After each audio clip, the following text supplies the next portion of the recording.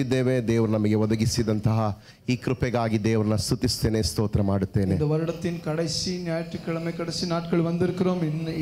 இந்நாள் வரை தேவன் நம்மை காத்ததுக்காக தேவனுக்கு மகிமை செலுத்தி தேவனை துதிக்கிறேன். ಸ್ವಲ್ಪ ಹೊತ್ತಿನ ಧ್ಯಾನಕ್ಕಾಗಿ ಲೂಕನ ಸುವಾರ್ತೆ 17ನೇ ಅಧ್ಯಾಯ 11-19 ವಾಕ್ಯ ನೋಡೋಣ. கொஞ்ச நேர தியானத்துக்காக லூக்கா எழுதிய சுவிசேஷம் 17வது அதிகாரம் 11வது வசனத்திலிருந்து 19வது வசனம். Luke chapter 17 verse 11 to 19. Look எழுதிய சுவிசேஷம் 17வது அதிகாரம் 11வது ವಚನத்திலிருந்து 19வது ವಚನ. ಸತ್ಯವೇದ ನಾವು ನೋಡುವಾಗ ಸತ್ಯವೇದದಲ್ಲಿ ಎಷ್ಟೋ ಭಾಗಗಳಲ್ಲಿ ಕೃತಜ್ಞತಾ ಸ್ತುತಿ, ದೇವರನ್ನ ಸ್ತುತಿಸಬೇಕು ಅನ್ನುವಂಥದ್ದು ಬರೆಯಲ್ಪಟ್ಟಿದೆ. நம் வேதத்தில் பார்க்கும்போது எவ்வளோ இடங்களிலே தேவனுக்கு நாம் நன்றி துதி செலுத்த வேண்டும் என்று காரியங்களை சொல்லப்பட்டது பார்க்கலாம். ದೇವರನ್ನ ಸ್ತುತಿಸಿದ ಭಕ್ತರ ಕಥೆಗಳು ಸತ್ಯವೇದದಲ್ಲಿ ಅನೇಕವಿದೆ. தேவனுடைய பக்தர்கள் தேவனை துதித்த காரியங்கள் சரித்திரங்கள் ಅನೇಕம் ಉಂಟು. ದೇವರನ್ನು ಸ್ತುತಿಸದೆ ತಾವು ಸ್ವಲಾಭದಲ್ಲಿದ್ದಂತಹ ಅನೇಕರ ಸಂಗತಿಗಳು ಕೂಡ ಸತ್ಯವೇದದಲ್ಲಿ ಬರೆಯಲ್ಪಟ್ಟಿದೆ. தேவனை துதிக்காமல் தங்களுடைய சொந்த காரியங்களுக்கு லாபங்களுக்கு பார்த்து கொண்டிருந்த ಅನೇಕ ಆட்களை குறித்து வேதம் சொல்லுகிறது. ದೇವರನ್ನ ಎಲ್ಲಾ ಕಾರ್ಯದಲ್ಲಿ ಸ್ತುತಿಸಿದವರ ಅವರ ಅನುಭವಗಳು, ಅವರನ್ನು ದೇವರು ಕೊಂಡೊಯ್ದ ಮಾರ್ಗಗಳು ಕೂಡ ಸತ್ಯವೇದ ತಿಳಿಸ್ತದೆ. எல்லா காலங்களிலும் தேவனை துதித்து தேவனை மகிமை செய்கிற அவருடைய வாழ்க்கையை தேவன் கொண்டு சென்ற பாதைகள், வழிகளை, ஆசீர்வாதங்களை ಕೂಡ ನಮಗೆ பார்க்கலாம். ನಮ್ಮ ಜೀವನದಲ್ಲಿ ದಿನನಿತ್ಯ ನಾವು ಪಡೆಯುವಂತ ಆಶೀರ್ವಾದ ಸರ್ವಸಾಧಾರಣವಾಗಿ ಕಾಣಿಸಬಹುದು. நம்முடைய வாழ்க்கையில் நாம் நாள்தோறும் பெறுகிற ஆசீர்வாதங்கள் நமக்கு அது ஒரு சர்வசாதாரணமாக எண்ணப்படுகிறது. ಆಶೀರ್ವಾದಗಳು ತಡವಾದರೆ ನಮಗೆ ಎಷ್ಟು ಬೇಸರವಾಗ್ತದೆ. ஆனா அந்த ஆசீர்வாதங்கள் நமக்கு தடையாக கிடைத்தால் நமக்கு எவ்வளவு கவலையாக இருக்கும். ಕೂಡ ನಾನು ಹೇಳ್ತಿದ್ದೆ, ನಾವು ಆಕಾಶದ ನಕ್ಷತ್ರ ಆಗಾಗ ನಾವು ನೋಡಲ್ಲ, ಯಾಕಂದ್ರೆ ಅದು ಸರ್ವಸಾಧಾರಣ ಇದ್ದೇ ಇದೆ ಎಂಬುದಾಗಿ ನೆನೆಸ್ತೀವಿ. நான் நேற்று கூட சொல்லிட்டு இருந்தேன், நாம் ஆகாயத்தில் இருக்கிற நட்சத்திரங்களை நாம் பார்ப்பதில்லை, அதனால தான் நாம் அது சாதாரணமாக எண்ணி விடுகிறோம். ಆದ್ರೆ 2 ವರ್ಷಕ್ಕೊಮ್ಮೆ 3 ವರ್ಷಕ್ಕೊಮ್ಮೆ ನಕ್ಷತ್ರ ಬರ್ತಾ ಇದೆ ಅಂದ್ರೆ ಏನ್ ಮಾಡ್ತೀವಿ ನಾವು? பாருங்க, ஆனா 2 வருஷத்துக்கோ 3 வருஷத்துக்கோ ஒரு முறை மட்டும் ஒரு நட்சத்திரங்கள் தோன்றுகிறது என்றால் நாம் என்ன செய்வோம்? ಇಡೀ ರಾತ್ರಿ ನಿದ್ದೆ ಮಾಡದೆ ನಕ್ಷತ್ರ ಆಹಾ ಎಷ್ಟು ಚಂದ ಇದೆ ಅಂತ ನೋಡ್ತೇವೆ.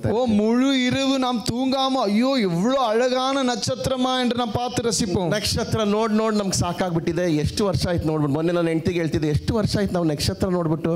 நட்சத்திர பார்த்து நமக்கு போதும் செலிச்சிட்டுது. நான் மனை விட்டு சொல்லிட்டு இருந்தேன், நம்ம நட்சத்திரங்களை பார்த்து எவ்வளவு நாட்கள் ஆனது. ನಾವು ಬಿಲ್ಡಿಂಗ್ ಅಲ್ಲೇ ಇದ್ದೇವೆ, ಕಾರ್ ಒಳಗೆ ಇದ್ದೇವೆ, ಆಕಾಶನೇ ನೋಡಲ್ಲ. நாம் பில்டிங்குக்குள்ளே இருக்கிறோம், ಕಾರುக்குள்ளே போறோம், வீட்டுக்குள்ளே இருக்கிறோம், ಆಗಾಯತೆ ಉಯರ್ತಿ பார்க்க மாட்டோம். ದೇವರು ಕೊಟ್ಟ ಆಶೀರ್ವಾದಗಳು ಅನೇಕ ನಮ್ಮ ಜೀವನದಲ್ಲಿ ನಾವು ಲೆಕ್ಕಿಸುವುದು ಇಲ್ಲ, ಅದರ ಬಗ್ಗೆ ನೆನೆಸುವುದು ಇಲ್ಲ. இப்படித்தான் நம்முடைய வாழ்க்கையில் தேவன் செய்திருக்கிற ஆசீர்வாதங்களை நாம் பார்ப்பதும் இல்லை, எண்ணுகிறதும் இல்லை. ಅರಣ್ಯಕಾಂಡ 11ನೇ ಅಧ್ಯಾಯದ 6ನೇ ವಾಕ್ಯ ನೋಡಿ. பாருங்க, என்னாகமம் 11வது அதிகாரம் 6வது வசனம். Numbers chapter 11 verse 6. என்னாகமம் 11:6. ಇಸ್ರಾಯೇಲ್ ಜನರನ್ನು ದೇವರು 40 ವರ್ಷ ಕಾಲ ಅರಣ್ಯದಲ್ಲಿ ನಡೆಸಿದನು. பாருங்க, இஸ்ராயேல் ஜனங்களை தேவன் 40 ஆண்டுகள் அந்த ವನಾಂತರங்களிலே நடத்தி சென்றார். ಅವರನ್ನು ತಮ್ಮ ಸ್ವಂತ ಊರಿಗೆ ಗುಲಾಮತನದಿಂದ ಸ್ವಂತ ಊರಿಗೆ ಸೇರಿಸುವಂತಹ ಮಧ್ಯದಲ್ಲಿ தன்னுடைய சொந்த ஜனங்களை அடிமையிலிருந்து சொந்த நாட்டுக்கு கொண்டு செல்லும் நேரத்தில் ಅವರೇನು ಒಂದು ವಾರದಲ್ಲಿ ಸೇರಬೇಕಾಗಿದ್ದು ಗುಣಗುಟ್ಟಿದ ಕಾರಣ ದೇವರು ಅವರನ್ನ ಸುತ್ತಿಸಿ ಕರ್ಕೊಂಡು ಹೋದ್ರು. பாருங்க, அவர்கள் இன்னும் ஒரு 6 நாட்களிலே போய் சென்றடையலாம். ஆனா இவங்க முறுமுறுத்ததுனால அவங்க சுற்றி வைத்து தேவன் கொண்டு சென்றார். ಅವರು ಸುತ್ತಿದ ಮಾರ್ಗ ನೋಡಿದ್ರೆ here we go round the mulberry bush ಅಂತ ಮಕ್ಕಳಿಗೆ ಒಂದು ನರ್ಸರಿ ರೈಮ್ಸ್ ಇದೆ. ಆ ರೀತಿ here we go round the mulberry bush ಹಂಗೆ ರೌಂಡ್ ಹೊಡೆದ್ರು. பாருங்க, அவங்க எப்படி சுற்றி வந்தது என்றால் இந்த நர்சரி பிள்ளைகளுக்கு ஒரு பாட்டு சொல்லுகிறது போல அந்த மரத்தை சுத்தி சுத்தி வந்த என்று சொல்லுகிறது போல இவர்கள் அங்கேயே சுற்றி வந்து கொண்டு வந்து சேர்த்தார். ನೋಡಿದ್ರೆ ನರ್ಸರಿ ಮಕ್ಕಳೇ ನೀವು ನೋಡಿಲ್ಲ ಅಂತ ಅನ್ನಿಸ್ತಾ ಇದೆ. நீங்க உட்கார்ந்திருக்கிறது பார்த்தா நர்சரி பிள்ளைகளை பார்த்ததே ಇಲ್ಲ. ರಿಂಗಾ ರೋಸಸ್ ನೋಡಿದ್ದೀರಾ? ಆ ರೀತಿ ಸುತ್ತ ಅಲ್ಲ, நீங்க ರಿಂಗா ரோசஸ் அந்த பாட்டு அது கேட்டிருப்பீங்க. அப்படியே அதே சுத்திட்டு வந்தது. ಸುತ್ತಿ ಗುಣಗುಟ್ಟಿದವರನ್ನೆಲ್ಲ ದೇವರು ಮುಗಿಸಿ பாருங்க, சுத்தி வந்து இப்படி முறுமுறுத்த எல்லா ஆட்களையும் தேவன் அங்கே கொன்று போட்டார். ದಾರಿಯಲ್ಲಿ ಅವರಿಗೆ ಆಹಾರಕ್ಕೆ ದೇವರು ಪರಲೋಕದಿಂದ ಮನ್ನಾ ಕೊಟ್ಟ. அவருடைய வழிகளிலே அவர்களுக்கு தேவையான ஆகாரத்தை தேவன் பரலோக மன்னாவை கொண்டு போஷித்தார். ಪರಲೋಕದ ಮನ್ನಾ ದೇವದೂತರ ಆಹಾರ ಎಂಬುದಾಗಿ ದೇವರ ವಾಕ್ಯ. அந்த பரலோகத்திலிருந்து வந்த மன்னா அது தேவதூதர்கள் உணவுகிற உணவு என்று சொல்லப்பட்டிருக்கிறது. ಮನ್ನಾದಷ್ಟು ಟೇಸ್ಟ್ ಇರುವ ಆಹಾರ ಇರಲಿಲ್ಲ ಭೂಮಿಯಲ್ಲಿ. அந்த மன்னாவை போல ருசியான ஒரு உணவு பூமியில் எங்கும் இல்லாத. ಡೈಲಿ ಬೆಳಗ್ಗೆ ಎದ್ದ ತಕ್ಷಣ ಮನ್ನಾ ಬಿದ್ದಿರ್ತದೆ. காலையில தினந்தோறும் எழும்பும் போதே அவளுக்கு மன்னா வந்து விழுந்திருந்தது. ಮಣ್ಣು ತಾಕಬಾರದು ಅಂತ ದೇವರು ಫಸ್ಟ್ ಮಂಜು ಹಾಕ್ತಿದ್ರು, ಅದ್ರ ಮೇಲೆ ಮನ್ನಾ ಹಾಕಿ ಕೊಡ್ತಾ ಇದ್ರು. பாருங்க, அது மண்ணில விழக்கூடாது என்று தேவன் அங்கே பனியை போட்டு அதன் மேலே அந்த உணவை போட்டார். ದಿನಾ ತಿಂದು ತಿಂದು ಲಾಸ್ಟ್ ಅಲ್ಲಿ ಏನ್ ಹೇಳ್ತಾರೆ ನೋಡಿ, 11ನೇ ಅಧ್ಯಾಯದ 6ನೇ ವಾಕ್ಯ, Numbers 11:6. பாருங்க, தினமும் அதை சாப்பிட்டு சாப்பிட்டு என்ன சொன்னாங்க பாருங்க, என்னாகமம் 11:6வது வசனம். ಇಲ್ಲಿಯಾದರೂ ನಮ್ಮ ಜೀವ ಬತ್ತಿ ಹೋಯಿತು, ಜೀವ ಬತ್ತಿ ಹೋಯ್ತಂತೆ, ಒಣಗಿ ಹೋಯ್ತು ಅಂತ ಹೇಳ್ತಾರೆ. பாருங்க, நம்முடைய உள்ளம் வாடி போனது என்று அங்க சொல்லப்பட்டிருக்கிறது. ಬಾಡಿ ಹೋಗ್ತಾ ಇದೆ, என்ன சாப்பிட்டு வாடி போனது? ದೇವರು ಕೊಟ್ಟಂತ ಆಹಾರ, ರುಚಿಕರವಾದ ಆಹಾರ ತಿಂದು. ஐயோ, தேவன் கொடுத்த அந்த மன்னாவை, அந்த ருசிகரமான உணவை சாப்பிட்டவளுக்கு போதுமானது. ತಿಂದು ತಿಂದು ಬೇಕಾಬಿಟ್ಟಿ ಅನಿಸಿತ್ತು ಅವರಿಗೆ. பாருங்க, சாப்பிட்டு சாப்பிட்டு வேண்டா வெறுப்பாகி விட்டது. ಏನು ಹೇಳ್ತಿದ್ದಾರೆ ನೋಡಿ 6ನೇ ವಾಕ್ಯ, 6வது வசனத்தின் 2ஆம் பகுதி என்ன சொல்கிறது? ಈ ಮನ್ನವೇ ಹೊರತು ನಮಗೆ ಇನ್ನೇನು ಸಿಕ್ಕಲಿಲ್ಲ ಅಂದುಕೊಳ್ಳುತ್ತಿದ್ದರು. ಈ ಮನ್ನ ಬಿಟ್ರೆ ಇನ್ನೇನಿಲ್ವಾ ನಮಗೆ? ஐயோ, இந்த மன்னாவை விட்ட வேறொன்று இல்லையா எங்களுக்கு? ದೇವರ ಮಕ್ಕಳೇ, ನಾವು ಅನೇಕ ಬಾರಿ ಈ ರೀತಿ ಹೇಳುವವರಾಗಿದ್ದೇವೆ. தேவ பிள்ளைகளே, நாம் ಅನೇಕ நேரங்களில் இப்படித்தான் சொல்லுகிறோம். ಯೋಚಿಸಿ ನೋಡಿ, ಎಷ್ಟು ದಿನ ಆಯ್ತು ನೀವು ತೆಗೆದುಕೊಳ್ಳುವ ಆಕ್ಸಿಜನ್, ಆಮ್ಲಜನಕದ ಬಗ್ಗೆ ದೇವರಿಗೆ ಥ್ಯಾಂಕ್ಸ್ ಹೇಳ್ಬಿಟ್ಟು. நினைத்து பாருங்க, நீங்க எடுக்கிற அந்த சுவாசிக்கிற அந்த காற்று, அந்த ஆக்சிஜனுக்காக எத்தனை நாட்கள் தேவனுக்கு ஸ்தோத்திரம் பண்ணிருக்கீங்க? ಯಾವಾಗ ಲಾಸ್ಟ್ ಟೈಮ್ ನೀವು ಸ್ತೋತ್ರ ಮಾಡಿ, ದೇವರೇ ಆಕ್ಸಿಜನ್ ಬ್ರೀತ್ ಮಾಡ್ಲಿಕ್ಕೆ ನನಗೆ ನೀನು ಸ್ವಂತವಾಗಿ ಕೃಪೆ ಕೊಟ್ಟಿದ್ಯಲ್ಲ ಅಂತ ಎಷ್ಟು ಜನ ಸ್ತೋತ್ರ ಮಾಡಿ? எப்பொழுது கடைசி முறையா நீங்க தேவனே சுவாசிக்கும்படியாக, இந்த ஆக்சிஜன் எடுத்துக்கொள்ளும்படியாக, காற்று எடுத்துக்கொள்ளும்படியாக நீர் தந்த கிருபைக்கு நன்றி என்று சொல்லி, ದೇವರೇ ನನ್ನ ಕಿವಿ ಕೇಳಿಸ್ತಾ ಇದೆ ಅಂತ ಎಷ್ಟು ದಿನದ ಹಿಂದೆ ನೀವು ಸ್ತೋತ್ರ ಹೇಳಿದ್ರಿ? ஓ ஆண்டவரே, எனக்கு செவிகள் கேட்கிறது என்று எப்பொழுது நீங்க கடைசி முறை தேவனுக்கு ஸ்தோத்திரம் பண்ணிருக்கீங்க? ಬಸ್ ಅಲ್ಲಿ ಹೋಗ್ತಾ ಇದ್ದಂತೆ, ஒருவன் இப்படி பஸ்ல போயிட்டு இருந்தா, ಮುಂದೆ ಒಬ್ಬ ಚೆನ್ನಾಗಿ ಟಿಪ್ ಟಾಪ್ ಆಗಿ ಕೂತಿದಾನಂತೆ. பாருங்க, முன்னாடி ஒரு ஆள் டிப் டாப்பா அப்படி உட்கார்ந்து இருந்தா, ನನ್ನ ಜೀವನ ಹಾಳಾದ ಜೀವನ, ಅವನು ನೋಡಿ ಎಷ್ಟು ಟಿಪ್ ಟಾಪ್ ಆಗಿದ್ದಾನೆ. பாருங்க, இவர் சொல்லிட்டு இருந்தா, ஐயோ ஏன் வாழ்க்கை ச்சே எப்படி இருக்கு, அவன் பாருங்க எவ்வளவு டிப் டாப்பா வாழ்ந்துட்டு இருக்கான். ಹೆಂಗಿದನ್ ಕೋಟ್ ಹಾಕೊಂಡು ಹೋಗ್ತಾ ಇದ್ದಾನೆ ನೋಡಿ, ನನಗೆ ಕೋಟೆ ಇಲ್ಲ. பாருங்க, அவன் கோட் எல்லாம் போட்டுட்டு எவ்வளவு அழகா இருக்கான், எனக்கு ஒரு கோட்டும் இல்ல. ಬಸ್ ಸ್ಟಾಪ್ ಬಂತಂತೆ, அங்க பஸ் நில்தானம் வந்தது. ಆ ವ್ಯಕ್ತಿ ಎದ್ದು ಹೋಗ್ತಾ ಇದ್ದಾನೆ. அந்த ஆள் எழுந்து போயிட்டு இருந்தா, ಎದ್ದು ಹೋಗುವಾಗ ಕುಂಟಿ ಹೋಗ್ತಾನಂತೆ, ಒಂದು ಕಾಲು ಇಲ್ವೇ ಇಲ್ಲ. அவ எழுந்து போகும்போது நொண்டிட்டே போன ஒரு கால் இல்லையா? ದೇವರೇ, ನನಗೆ ಪ್ಯಾಂಟು ಸೂಟು ಕೋಟಿಲ್ ಒಂದು ಕಾಲ್ ಕೊಟ್ಟಿದೆಯಲ್ಲ, ಸ್ತೋತ್ರ. ஓ தேவனே, எனக்கு சூட்டு கோட்டு ಪ್ಯಾಂಟ್ கொடுக்கல, என்னால கால் கொடுத்திருக்கிறே, அதுக்காக நன்றி என்று சொல்லிட்டு ಫೋನ್ ಮಾಡುವಂತಹ ಫೋನ್ ಬೂತ್ ಹೋಗ್ತಾನಂತೆ. அங்க இந்த போன் செய்ய முடியாத ஒரு போன் ಬೂತ್ಗೆ போனாரு. ಹುಡುಗ ಕೂತಿದ್ದಾನೆ, ஒரு பிள்ளை அங்க உட்கார்ந்துட்டு இருந்தா, ಅವನ ನೋಡ್ಬಿಟ್ಟು ಎಷ್ಟು ಅಂದವಾಗಿದ್ದಾನೆ, ಎಷ್ಟು ಚರ್ಮ ನೋಡು ಎಷ್ಟು ಚೆನ್ನಾಗಿದೆ. அவனை பார்த்துட்டு பாருங்க, அவன் தோளெல்லாம் எவ்வளவு அழகா இருக்குது, என்ன நிறம் இருக்கான். ಫೋನ್ ಡೈಲ್ ಮಾಡಿ ದುಡ್ಡು ಕೊಡುವಾಗ பாருங்க, போன் டயல் செய்து பணம் கொடுக்கும்போது ಎಲ್ಲಿಟ್ಟಿದ್ದೀರಾ ಅಂತ ಹುಡುಕ್ತಾ ಇದ್ದಾನಂತೆ. எங்க வைத்தீங்கன்னு தேடிட்டு ಆ இருந்தான். ಹುಡುಗನಿಗೆ ಕಣ್ಣೇ ಕಾಣ, அந்த பையனுக்கு கண்ணே தெரியல. ದೇವರೇ, ನನಗೆ ನೀನು ಸೌಂದರ್ಯ ಕೊಡ್ಲಿಲ್ವಂದ್ರು ನೀನು ಕಣ್ಣು ಕೊಟ್ಟಿದ್ಯಲ್ಲ, ಸ್ತೋತ್ರ ಅಂತ ஓ, அவ சொன்ன பின்பு, ஆண்டவரே எனக்கு அழகை கொடுக்கவில்லை என்றாலும் எனக்கு கண்களை ದೇವರ ಮಕ್ಕಳೇ, ನಮ್ಮ ಜೀವನದಲ್ಲಿ ಎಷ್ಟೊಂದು ಆಶ್ಚರ್ಯವಾದ ಅದ್ಭುತ ಕಾರ್ಯ ಮಾಡಿ. தேவ பிள்ளைகளே, நம்முடைய வாழ்க்கையில் எவ்வளவு ஆசீர்வாதமான காரியங்களை ನಮ್ಮ செய்து, ಶರೀರದ ಒಂದೊಂದು ಅಂಗಗಳು ಕೆಲಸ ಮಾಡ್ತಿದೆಯಲ್ಲ, ದೇವರಿಗೆ ಸ್ತೋತ್ರ. நம்முடைய சரீரத்தில் இருக்கிற ஒவ்வொரு அவயவங்களும் அது வேலை செய்கிறது, அதுக்காக நன்றி செலுத்துவோம்.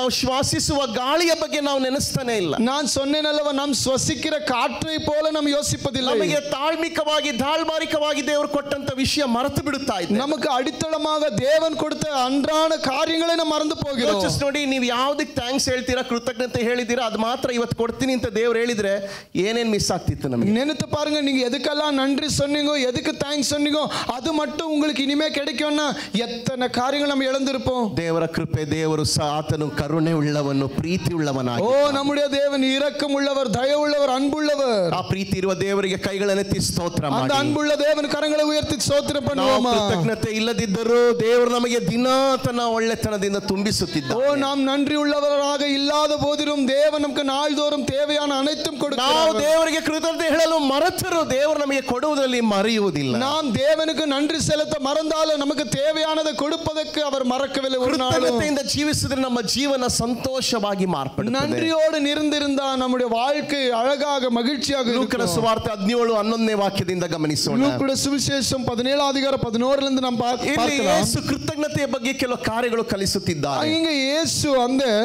நன்றியை குறித்து சில காரியங்களை சொல்லுகிறார். ನಮ್ಮೆಲ್ಲರಿಗೂ ಸ್ವಲ್ಪ ಪರಿಚಯವಾಗಿರುವಂತಹ ಭಾಗವಿದು. நமக்கு அனைவருக்கும் மிகவும் தெரிந்திருக்கிற ஒரு வேத வசனம். 11ನೇ ವಾಕ್ಯದಿಂದ ನೋಡೋಣ. 11வது வசனத்தை வாசித்து கேட்கலாம்.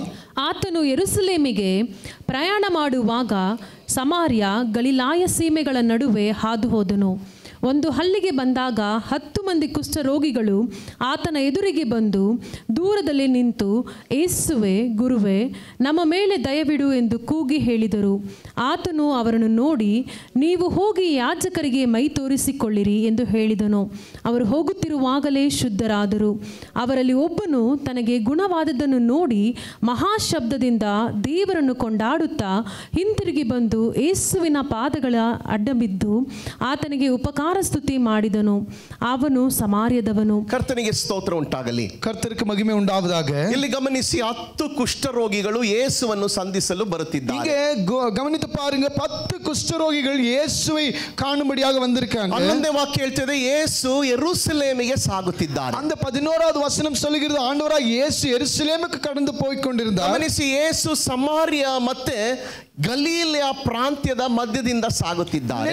பாருங்க, இங்க இயேசு சமாரியா கலிலாயக்கு நடுவிலே அவர் சென்று கொண்டிருக்கிறார். ಸಮಾರ್ಯ ಅನ್ನುವಂತಹ ಜನರು ಯಹೂದ್ಯರ ಪ್ರಕಾರ ಹೊಲಸು ಜನರು. இந்த சமாரியா என்கின்ற ஆட்கள் யூதருடைய பழக்கத்தின்படி அவர்கள் அசுத்தமான ஜனங்கள். ಗಲೀಲ ಪ್ರಾಂತ್ಯದಲ್ಲಿ ಯೇಸು ಬಹಳಷ್ಟು ಸೇವೆ ಮಾಡಿದಂತಹ ಸ್ಥಳ. கலிலாயா அந்த பகுதியில் ஆண்டவராக இயேசு ಅನೇಕ ஊழிய காரியங்களை செய்திருக்கிறார். ಸಾಮಾನ್ಯವಾಗಿ ಯಾರು ಸಮಾರ್ಯದ ಕಡೆಗೆ ಹೋಗಲ್ಲ, ಯಹೂದ್ಯರು ಹೋಗಲ್ಲ. சாதாரணமாக யூதர்கள் அந்த சமாரியா வழியா போக மாட்டாங்க. ಯಾಕಂದ್ರೆ ಸಮಾರ್ಯದವರು ಹೊಲಸು ಜನರು, ಅವರ ಬಳಿಗೆ ಹೋಗದೇ ಇಲ್ಲ.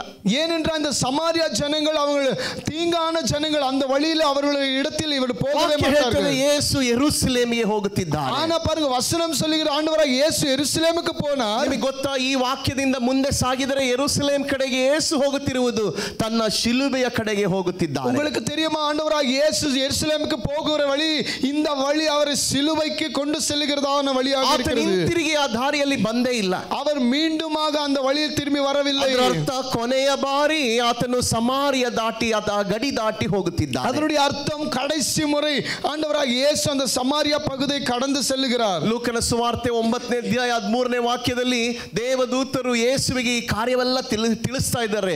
ಯೆರೂಸಲೇಮಿಗೆ ಹೋಗಿ ನಿನಗೆ ಏನೇನು ಆಗ್ತದೆ ಅನ್ನುವಂತ. பாருங்க, லூக்கா சுவிசேஷம் 9வது அதிகாரத்தில் தேவ தூதர்கள் ஆண்டவராக இயேசுவுக்கு என்னவெல்லாம் நடக்க போகிற எருசலேமில் என்று அவர் முன்னாடி சொல்லுகிறார். ಯೇಸು ಸ್ವಾಮಿಗೆ ಬಹಳ ಮನುಷ್ಯನಾದ ಸ್ವಾಮಿಗೆ ಚೆನ್ನಾಗಿ ಗೊತ್ತಿದೆ ಯೆರೂಸಲೇಮಿನಲ್ಲಿ ಆತನು ಏನು ಅನುಭವಿಸಲಿದ್ದಾನೆ. ஆண்டவராக இயேசு மனிதராக இருந்தபோது அவருக்கு நன்றாக அறிந்திருந்தார் எருசலேமில் என்னெல்லாம் நடக்க போகிறது என்று. ಯೇಸು ಸ್ವಾಮಿ ಬಹಳ ಜನರ ಕೈಯಲ್ಲಿ ಪಾಡುಗಳನ್ನು ಅನುಭವಿಸಲಿದ್ದಾನೆ. ஆண்டவராக இயேசு ಅನೇಕ பாடுகளை ஜனங்கள் மூலமாக ஏற்கப்பட வேண்டும். ಅವಮಾನ ಹೊಂದಿ ಶಿಲುಬೆಗೆ ಏರಿಸಲ್ಪಡಲಿದ್ದಾನೆ. அவமானப்பட்டு சிலுவையில் அவர் ஏறப்பட வேண்டும். ಜನರು ನಿಂದಿಸಿ ಆತನು ಶಿಲುಬೆ ಮೇಲೆ ನೇತಾಡಿ ಸಾಯಲಿದ್ದಾನೆ. ஆட்கள் மூலமாக அவர் நிந்திக்கப்பட்டு அவர் சிலுவை ஏறி அவர் ஜீவனை விட வேண்டியதாக இருக்கிறது. ಅಲ್ಲಿಂದ ಆತನನ್ನು ಸಮಾಧಿಗೆ ಹಾಕ್ತಾರೆ. அங்கிருந்து அவரை கல்லறையில் வைக்க போகிறார்கள். ಅಲ್ಲಿಂದ ಪುನರುದ್ಧಾನಗೊಳ್ಳುತ್ತಾನೆ. அங்கிருந்து அவர் உயிரோடு எழும்ப ಈ போகிறார். ವಿಚಾರಗಳು ಯೇಸುವಿನ ಮನಸ್ಸಿನಲ್ಲಿದೆ.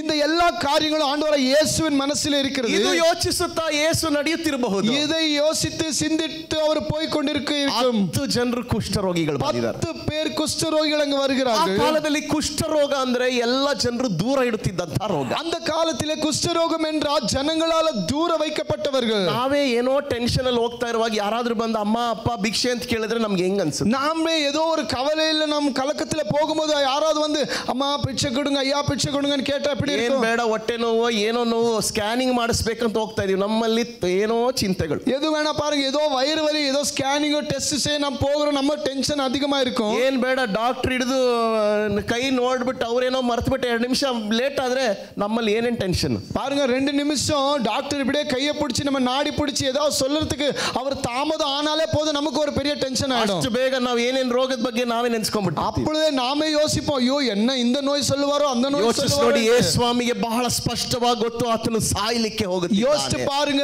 ஆண்டவராக இயேசு நன்றா அறிந்திருந்தார் இதோ அவர் மரிக்க போகிறார். ಸೃಷ್ಟಿಗಳು ಸೃಷ್ಟಿಕರ್ತನ ವಿರೋಧವಾಗಿ ಎದ್ದು ನಿಲ್ಲುವಂತ ಸಮಯ. ஓ, சிருஷ்டிக்கப்பட்டவைகள் சிருஷ்டிகர்த்தருக்கு எதிராக நிற்கிற நேரமானது. ವೇದನೆಯಲ್ಲಿ ಸಾಗುತ್ತಿರುವಾಗ அந்த ஒரு வழியிலே போகும்பொழுதுதான் ವಾಕ್ಯ 11 ಹೇಳ್ತದೆ 10 ಜನ ಕುಷ್ಠರೋಗಿಗಳು. வசனம் 11 சொல்லுகிறது 10 குஷ்டரோகிகள் ಅವರು ಏನ್ ಮಾಡ್ತಾ வந்தார்கள். ಇದ್ದಾರೆ, ಹೇಗೆ ಬಂದ್ರು ಎಂಬುದಾಗಿ ಗಮನಿಸಿ. பாருங்க, அவர்கள் எப்படி வந்தார் என்று அங்க பார்க்க கூடும்.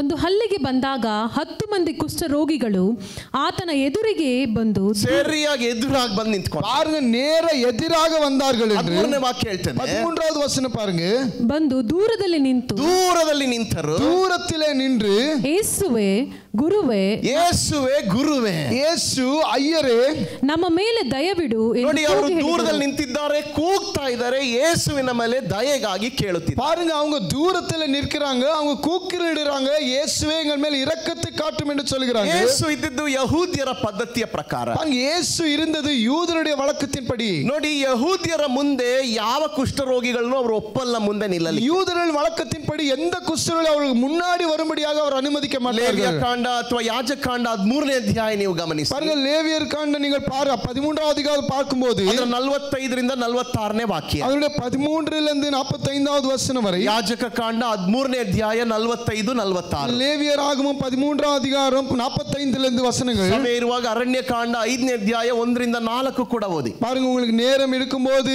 அந்த யாத்ரா ನಂಬರ್ಸ್ ಚಾಪ್ಟರ್ 5 என்னாகமம் 5வது அதிகாரத்தை நீங்க வாசித்து பாருங்க. ಕುಷ್ಠರೋಗಿಗಳು ಹೇಗೆ ಅವರನ್ನು ನೀವು ದೂರ ಇಡಬೇಕು, ಹೇಗೆ ಅವರನ್ನೇ ವರ್ತಿಸಬೇಕೆಂಬುದಾಗಿ ಬರೆಯಲ್ಪಟ್ಟಿದೆ. குஷ்டரோகிகளை நீங்க எப்படி வைக்க வேண்டும், அவர்களிடத்திலிருந்து எவ்வளவு தூரம் இருக்க வேண்டும் என்று அங்க சொல்லப்பட்டிருக்கிறது. ದೇವರು ಅವರಿಗೆ ಕೊಟ್ಟಂತ ಆಜ್ಞೆ, தேவன் அவங்களுக்கு கொடுத்த கட்டளை, ಕುಷ್ಠರೋಗಿಗಳನ್ನು ಎಷ್ಟು ದೂರ ಇಡಬೇಕು, குஷ்டரோகிகளை எவ்வளவு தூரத்தில் வைக்க வேண்டும். ಯಾಕಂದ್ರೆ ಅವರಿಗೆ ಚರ್ಮದಲ್ಲಿ ಕಾಯಿಲೆ ಮಾತ್ರ ಅಲ್ಲ, ಇನ್ನೂ ಆಳವಾದಂತ ಕಾಯಿಲೆ. ஏனென்றால் அவங்களுக்கு தோல் மேலே அல்ல, ஒரு ஆழமாக அந்த காயங்கள் ஏற்பட்டு இருக்கும். ಕುಷ್ಠರೋಗ ಬಂದಿದ ತಕ್ಷಣ ಒಬ್ಬನನ್ನ ದೂರ ಹಾಕ್ತಿದ್ರು. குஷ்டரோகம் வந்த உடனே ஒரு மனிதன் அவர் தூரமாக வைத்திடுவாங்க. ಊರಲ್ಲಿ ಇರ್ಲಿಕ್ಕೆ ಬಿಡ್ತಿರ್ಲಿಲ್ಲ, அந்த ஊருக்குள்ளே இருக்கும்படியாக ಅನುಮதிக்க மாட்டார்கள். ಎಲ್ಲರಿಗಿಂತಹ ಒಂಟಿಯಾಗಿ ದೂರ ಹೋಗಿರ್ಬೇಕು, ಊರಿನ ಆಚೆ. எல்லாரிடத்திலிருந்தும் தூரமாக தனிமையாக ஊருக்கு வெளிப்புறமாக இருக்க வேண்டும். ಅವ್ರಿಗೆ ಏನಾದ್ರೂ ನಗರದೊಳಗೆ ಬರಬೇಕು, ಊರೊಳಗೆ ಬರಬೇಕಾಗಿದ್ರೆ அவர்களுக்கு ஏதாவது ஊருக்குள்ளே வர வேண்டுமா இருந்தா ಅವರು ಒಂದು 10-15 ಅಡಿ ದೂರದಲ್ಲಿ ಜನರ ವಾಸಕ್ಕಿಂತ ದೂರದಲ್ಲಿ ನಡಿಬೇಕು. பாருங்க, அவங்க 10-15 அடி ஜனம் இருக்கிற கூட்டத்துக்கு தூரமா நடக்கணும். ಅವರು ನಡೆದು ಬರುವಾಗ ಅಶುದ್ಧನು ಅಶುದ್ಧನು ನಾನು ಎಂಬುದಾಗಿ ಕೂಗಬೇಕು. அவங்க நடந்துட்டு வரும்போதே கத்திட்டு வரணும், நான் ஒரு அசுத்தன் அசுத்தன் என்று கத்திட்டு வரணும். ಯಹೂದ್ಯರು ತಕ್ಷಣ ಮುಖ ಮರೆ ಮಾಡಿ ಹೋಗುತ್ತಾರೆ. யூதர்கள் உடனே முகத்தை திருப்பிக் கொண்டு அவர்கள் போவார்கள். ಇದರಲ್ಲಿ ಆತ್ಮಿಕ ಅರ್ಥ ಇದೆ. இதுக்குள்ள ஒரு ஆவிக்குரிய அர்த்தம் இருக்கிறது. ಕುಷ್ಠರೋಗ ಪಾಪಕ್ಕೆ ಹೋಲಿಕೆಯಾಗಿ ಸತ್ಯವೇದ ತಿಳಿಸುತ್ತದೆ. இந்த குஷ்டரோகம் பாபத்துக்கு ஒப்பிட்டு வேதம் சொல்லுகிறது. ಒಬ್ಬ ಪಾಪ ಮಾಡುವಾಗ ತಾನು ದೇವ ಜನರಿಂದ ದೂರ ಇರುತ್ತಾನೆ. ஒருவன் பாவம் செய்கிற போது தேவ ஜனங்களை விட்டு தூரமாக அகன்றிருக்கிறார். ನೋಡಿದಿರ, ಕೆಲವರು ಪಾಪ ಮಾಡುವಾಗ ಅವರು ಚರ್ಚಿಗೆ ಬರಲ್ಲ, ಹೆಂಗಾದ್ರೂ ಇನ್ನೊಬ್ಬರ ಮೇಲೆ ತಪ್ಪು ಹೇಳಿ ದೂರ ಕೂತಿರ್ತಾರೆ. சிலரை பார்த்திருக்கீங்களா, பாவம் செய்த போது அவங்க சபைக்கே வர மாட்டாங்க, மற்றவர் மேலே குறை சொல்லி அவங்க தூரமா இருப்பாங்க. ಅದು ಅವರ ಸಮಸ್ಯೆ ಅಲ್ಲ, ಅದು ಪಾಪದ ಸಮಸ್ಯೆ. ಪಾಪ ನಮ್ಮನ್ನು ದೂರ ಇಡ್ತದೆ. அது அவருடைய பிரச்சனை இல்ல, அது பாவம். பாவம் நம்மை தேவ சமூகத்தை விட்டு தூரமாக கொண்டு ಪಾಪ செல்லும். ಒಳಗಿದ್ರೆ ಸತ್ಯವೇದ ಓದ್ಲಿಕ್ಕೆ ನಮಗೆ ಅಸಾಧ್ಯವಾಗಿ ಮಾರ್ಪಡುತ್ತದೆ. பாவம் நமக்குள்ள இருந்தா வேத படிக்க நம்மால முடியாது. ಪಾಪ ಒಂದು ವ್ಯಕ್ತಿಯನ್ನು ಅಶುದ್ಧ ಮಾಡಿ ಬಿಡುತ್ತದೆ. பாவம் என்பது ஒரு மனிதனை அது தீங்குபடுத்துகின்றது. ಕುಷ್ಠರೋಗ ಪಾಪಕ್ಕೆ ಸಮಾನವಾಗಿ ಅನೇಕ ಕಾರ್ಯ ಸತ್ಯವೇದ ಕಲಿಸುತ್ತದೆ. இந்த குஷ்ட ரோகத்தை குறித்து பாவத்துக்கு ஒப்பிட்டு ಅನೇಕ ಕಾರ್ಯಗಳು வேதத்தில் ಅವರು சொல்லப்பட்டிருக்கிறது. ಯೇಸುವಿನ ಬಳಿಗೆ ಬರುವುದನ್ನು ನೀವು ಗಮನಿಸಿ. பாருங்க, அவர்கள் இயேசுவின் அருகே வருகிறதை நீங்க பாருங்க. ಕುಷ್ಠರೋಗಿಗಳಿಗೆ ಬರುವ ಶಿಕ್ಷೆ ಹಳೆ ಒಡಂಬಡಿಕೆಯಲ್ಲಿ ಬರೆದಿರುವುದು. பாருங்க, இந்த குஷ்டரோகிகளுக்கு வருகிற தண்டனை பழைய ஏற்பாட்டில் ಅವರು சொல்லப்பட்டிருக்கிறது. ಏನಾದ್ರೂ ಊರೊಳಗೆ ಹೇಳದೆ ಕೇಳದೆ ಬಂದ್ರೆ ಕಲ್ಲೊಡೆದು ಸಾಯಿಸ್ಬಿಡ್ತಾರೆ. அவங்க ஏதாவது சொல்லாம கொல்லாம ஊருக்குள்ள வந்துட்டு அவர்களை கல்லெறிந்து கொல்ல வேண்டும். ಪಾಪಿಗೂ ಕೂಡ ಶಿಕ್ಷೆ ಖಂಡಿತವಾಗಿದೆ. ஒவ்வொரு பாவிக்கும் இந்த தண்டனை என்பது அது நிச்சயமானப்பட்டது. ಆ ಕುಷ್ಠರೋಗಿಗಳು ಯಾರ ಬಳಿಗೆ ಬಂದರೆಂಬುದಾಗಿ ನೋಡಿ. அந்த குஷ்டரோகிகள் யாரிடத்தில் வந்தாங்க பாருங்க. ಯೇಸುವಿನ ಬಳಿಗೆ ಬಂದರು. ஓ, இயேசுவின் அருகே வந்தாங்க. ಇವತ್ತು ಕೂಡ ನೀವು ಎಷ್ಟೇ ದೊಡ್ಡ ಪಾಪಿಯಾಗಿದ್ದರು, இன்று கூட நீங்க எவ்வளவு பெரிய பாவியா ಯೇಸು இருந்தாலும் ನಿಮಗಾಗಿ ಕಾಯುತ್ತಾನೆ. இயேசு உங்களுக்காக ಎಲೆ காத்திருக்கிறார். ಕಷ್ಟಪಡುವವರೇ, ஓ, இலை பார சுமக்கிறவரே, ಹೊರೆ ಹೊತ್ತುವವರೇ, ஓ, இலை ಕಷ್ಟப்படுகிற பார சுமக்கிறவரே, ನೀವೆಲ್ಲರೂ ನನ್ನ ಬಳಿಗೆ ಬನ್ನಿ ಎಂಬುದಾಗಿ ಯೇಸು ಹೇಳಿದ್ದಾರೆ. நீங்கள் எல்லாரும் என் அருகில் வாருங்க என்று இயேசு சொன்னார். ಲೋಕದ ಎಲ್ಲಾ ವ್ಯಕ್ತಿಗಳು ನಿಮ್ಮನ್ನು ದೂರ ಮಾಡಿದರು. உலகத்தில் இருக்கிற எல்லா மனிதர்களும் தூர வைத்தாலும் ದೂರ ಮಾಡದಿರುವ ಒಬ್ಬನು ಯೇಸು உங்களை ಆಗಿದ್ದಾನೆ. ஒரு பொழுதும் தூர பண்ணாதவர் ஒருவர் இருக்கிறார், இயேசு. ಅನೇಕ ದೇವ ದೇವತೆಗಳು ಅವತಾರಗಳು ಈ ಲೋಕಕ್ಕೆ ಬಂದವು. ಅನೇಕ ದೇವ ದೇವತೆಗಳು ಅವತಾರமாக இந்த உலகத்தில் வந்தாலும் ಶಿಷ್ಯರನ್ನು ರಕ್ಷಿಸುತ್ತೇವೆ, ಪಾಪಿಗಳನ್ನು ನಾಶ ಮಾಡ್ತೀವಿ ಎಂಬುದಾಗಿ ಅವರು ಹೇಳುವಾಗ ஓ, சிஸ்டர்களை நாங்கள் ரட்சிப்போம், நல்லவர்களை ரட்சிப்போம், பாவிகளை நாங்கள் அழிப்போம் என்று ಯೇಸು ಸ್ವಾಮಿ சொன்னார்கள். ಒಬ್ಬನೇ ಹೇಳಿದ್ದು, ನಾನು ಪಾಪಿಗಾಗಿ ಬಂದಿದ್ದೇನೆ. ஆனால் இயேசு ஒருவர் மட்டும் தான் சொல்லி இருக்கிறார், நான் பாவிகளை ಯೇಸು தேடி ಪಾಪಿಗಳನ್ನು வந்திருக்கிறேன். ಪ್ರೀತಿಸುತ್ತಾನೆ. இயேசு பாவிகளை ಯೇಸು நேசிக்கிறார். ಪಾಪವನ್ನು ದ್ವೇಷ ಮಾಡುವಾಗಲೇ ಪಾಪಿಗಳನ್ನು ஓ, ಪ್ರೀತಿಸುವವನಾಗಿದ್ದಾನೆ. இயேசு பாவிகளை அவள் வெறுத்தாலும் அந்த நேரத்தில் அவர் பாவிகளை ಈ நேசிக்கிறார். ಕುಷ್ಠರೋಗಿಗಳು ಯೇಸುವಿನ ಬಗ್ಗೆ ಕೇಳಿರಬಹುದು. இந்த குஷ்டரோகிகள் இயேசுவை குறித்து கேட்டிருக்கலாம். ಯಾಕಂದ್ರೆ ಹಳೆ ಒಡಂಬಡಿಕೆಯಲ್ಲಿ ನಮ್ಮ ಯೋಚನೆಯಲ್ಲಿ 2 ಕುಷ್ಠರೋಗಿಗಳ ಬಗ್ಗೆ ನೆನಪು ಬರುತ್ತದೆ. பழைய ஏற்பாடில் 2 குஷ்டரோகிகள் நம்ம நினைவுக்கு உடனே வருகிறது. ಒಂದು 2 ವರ್ಷಗಳು 5ನೇ ಅಧ್ಯಾಯದಲ್ಲಿ ನಾಮಾನ ಬಗ್ಗೆ ನಾವು ತಿಳಿಯಲು ಸಾಧ್ಯ. 2 ராஜாக்கள் 5ஆம் அதிகாரத்தில் நாமானை குறித்து நாம் பார்க்கிறோம். ಅದರ ಮುಂಚಿತವಾಗಿ ಮೋಶೆಯ ಸಹೋದರಿಯಾದ ಮಿರ್ಯಾಮಳ ಬಗ್ಗೆ ನಿಮಗೆ ಗೊತ್ತಿರಬಹುದು. அதுக்கு முன்பதாக மோசேயோட சகோதரியாய மிரியாமளை குறித்து நீங்க அறிந்திருப்பீங்க. ಮಿರ್ಯಾಮಳು ಮೋಶೆಯ ವಿರೋಧವಾಗಿ ಗುಣಗುಟ್ಟಿದ ಕಾರಣ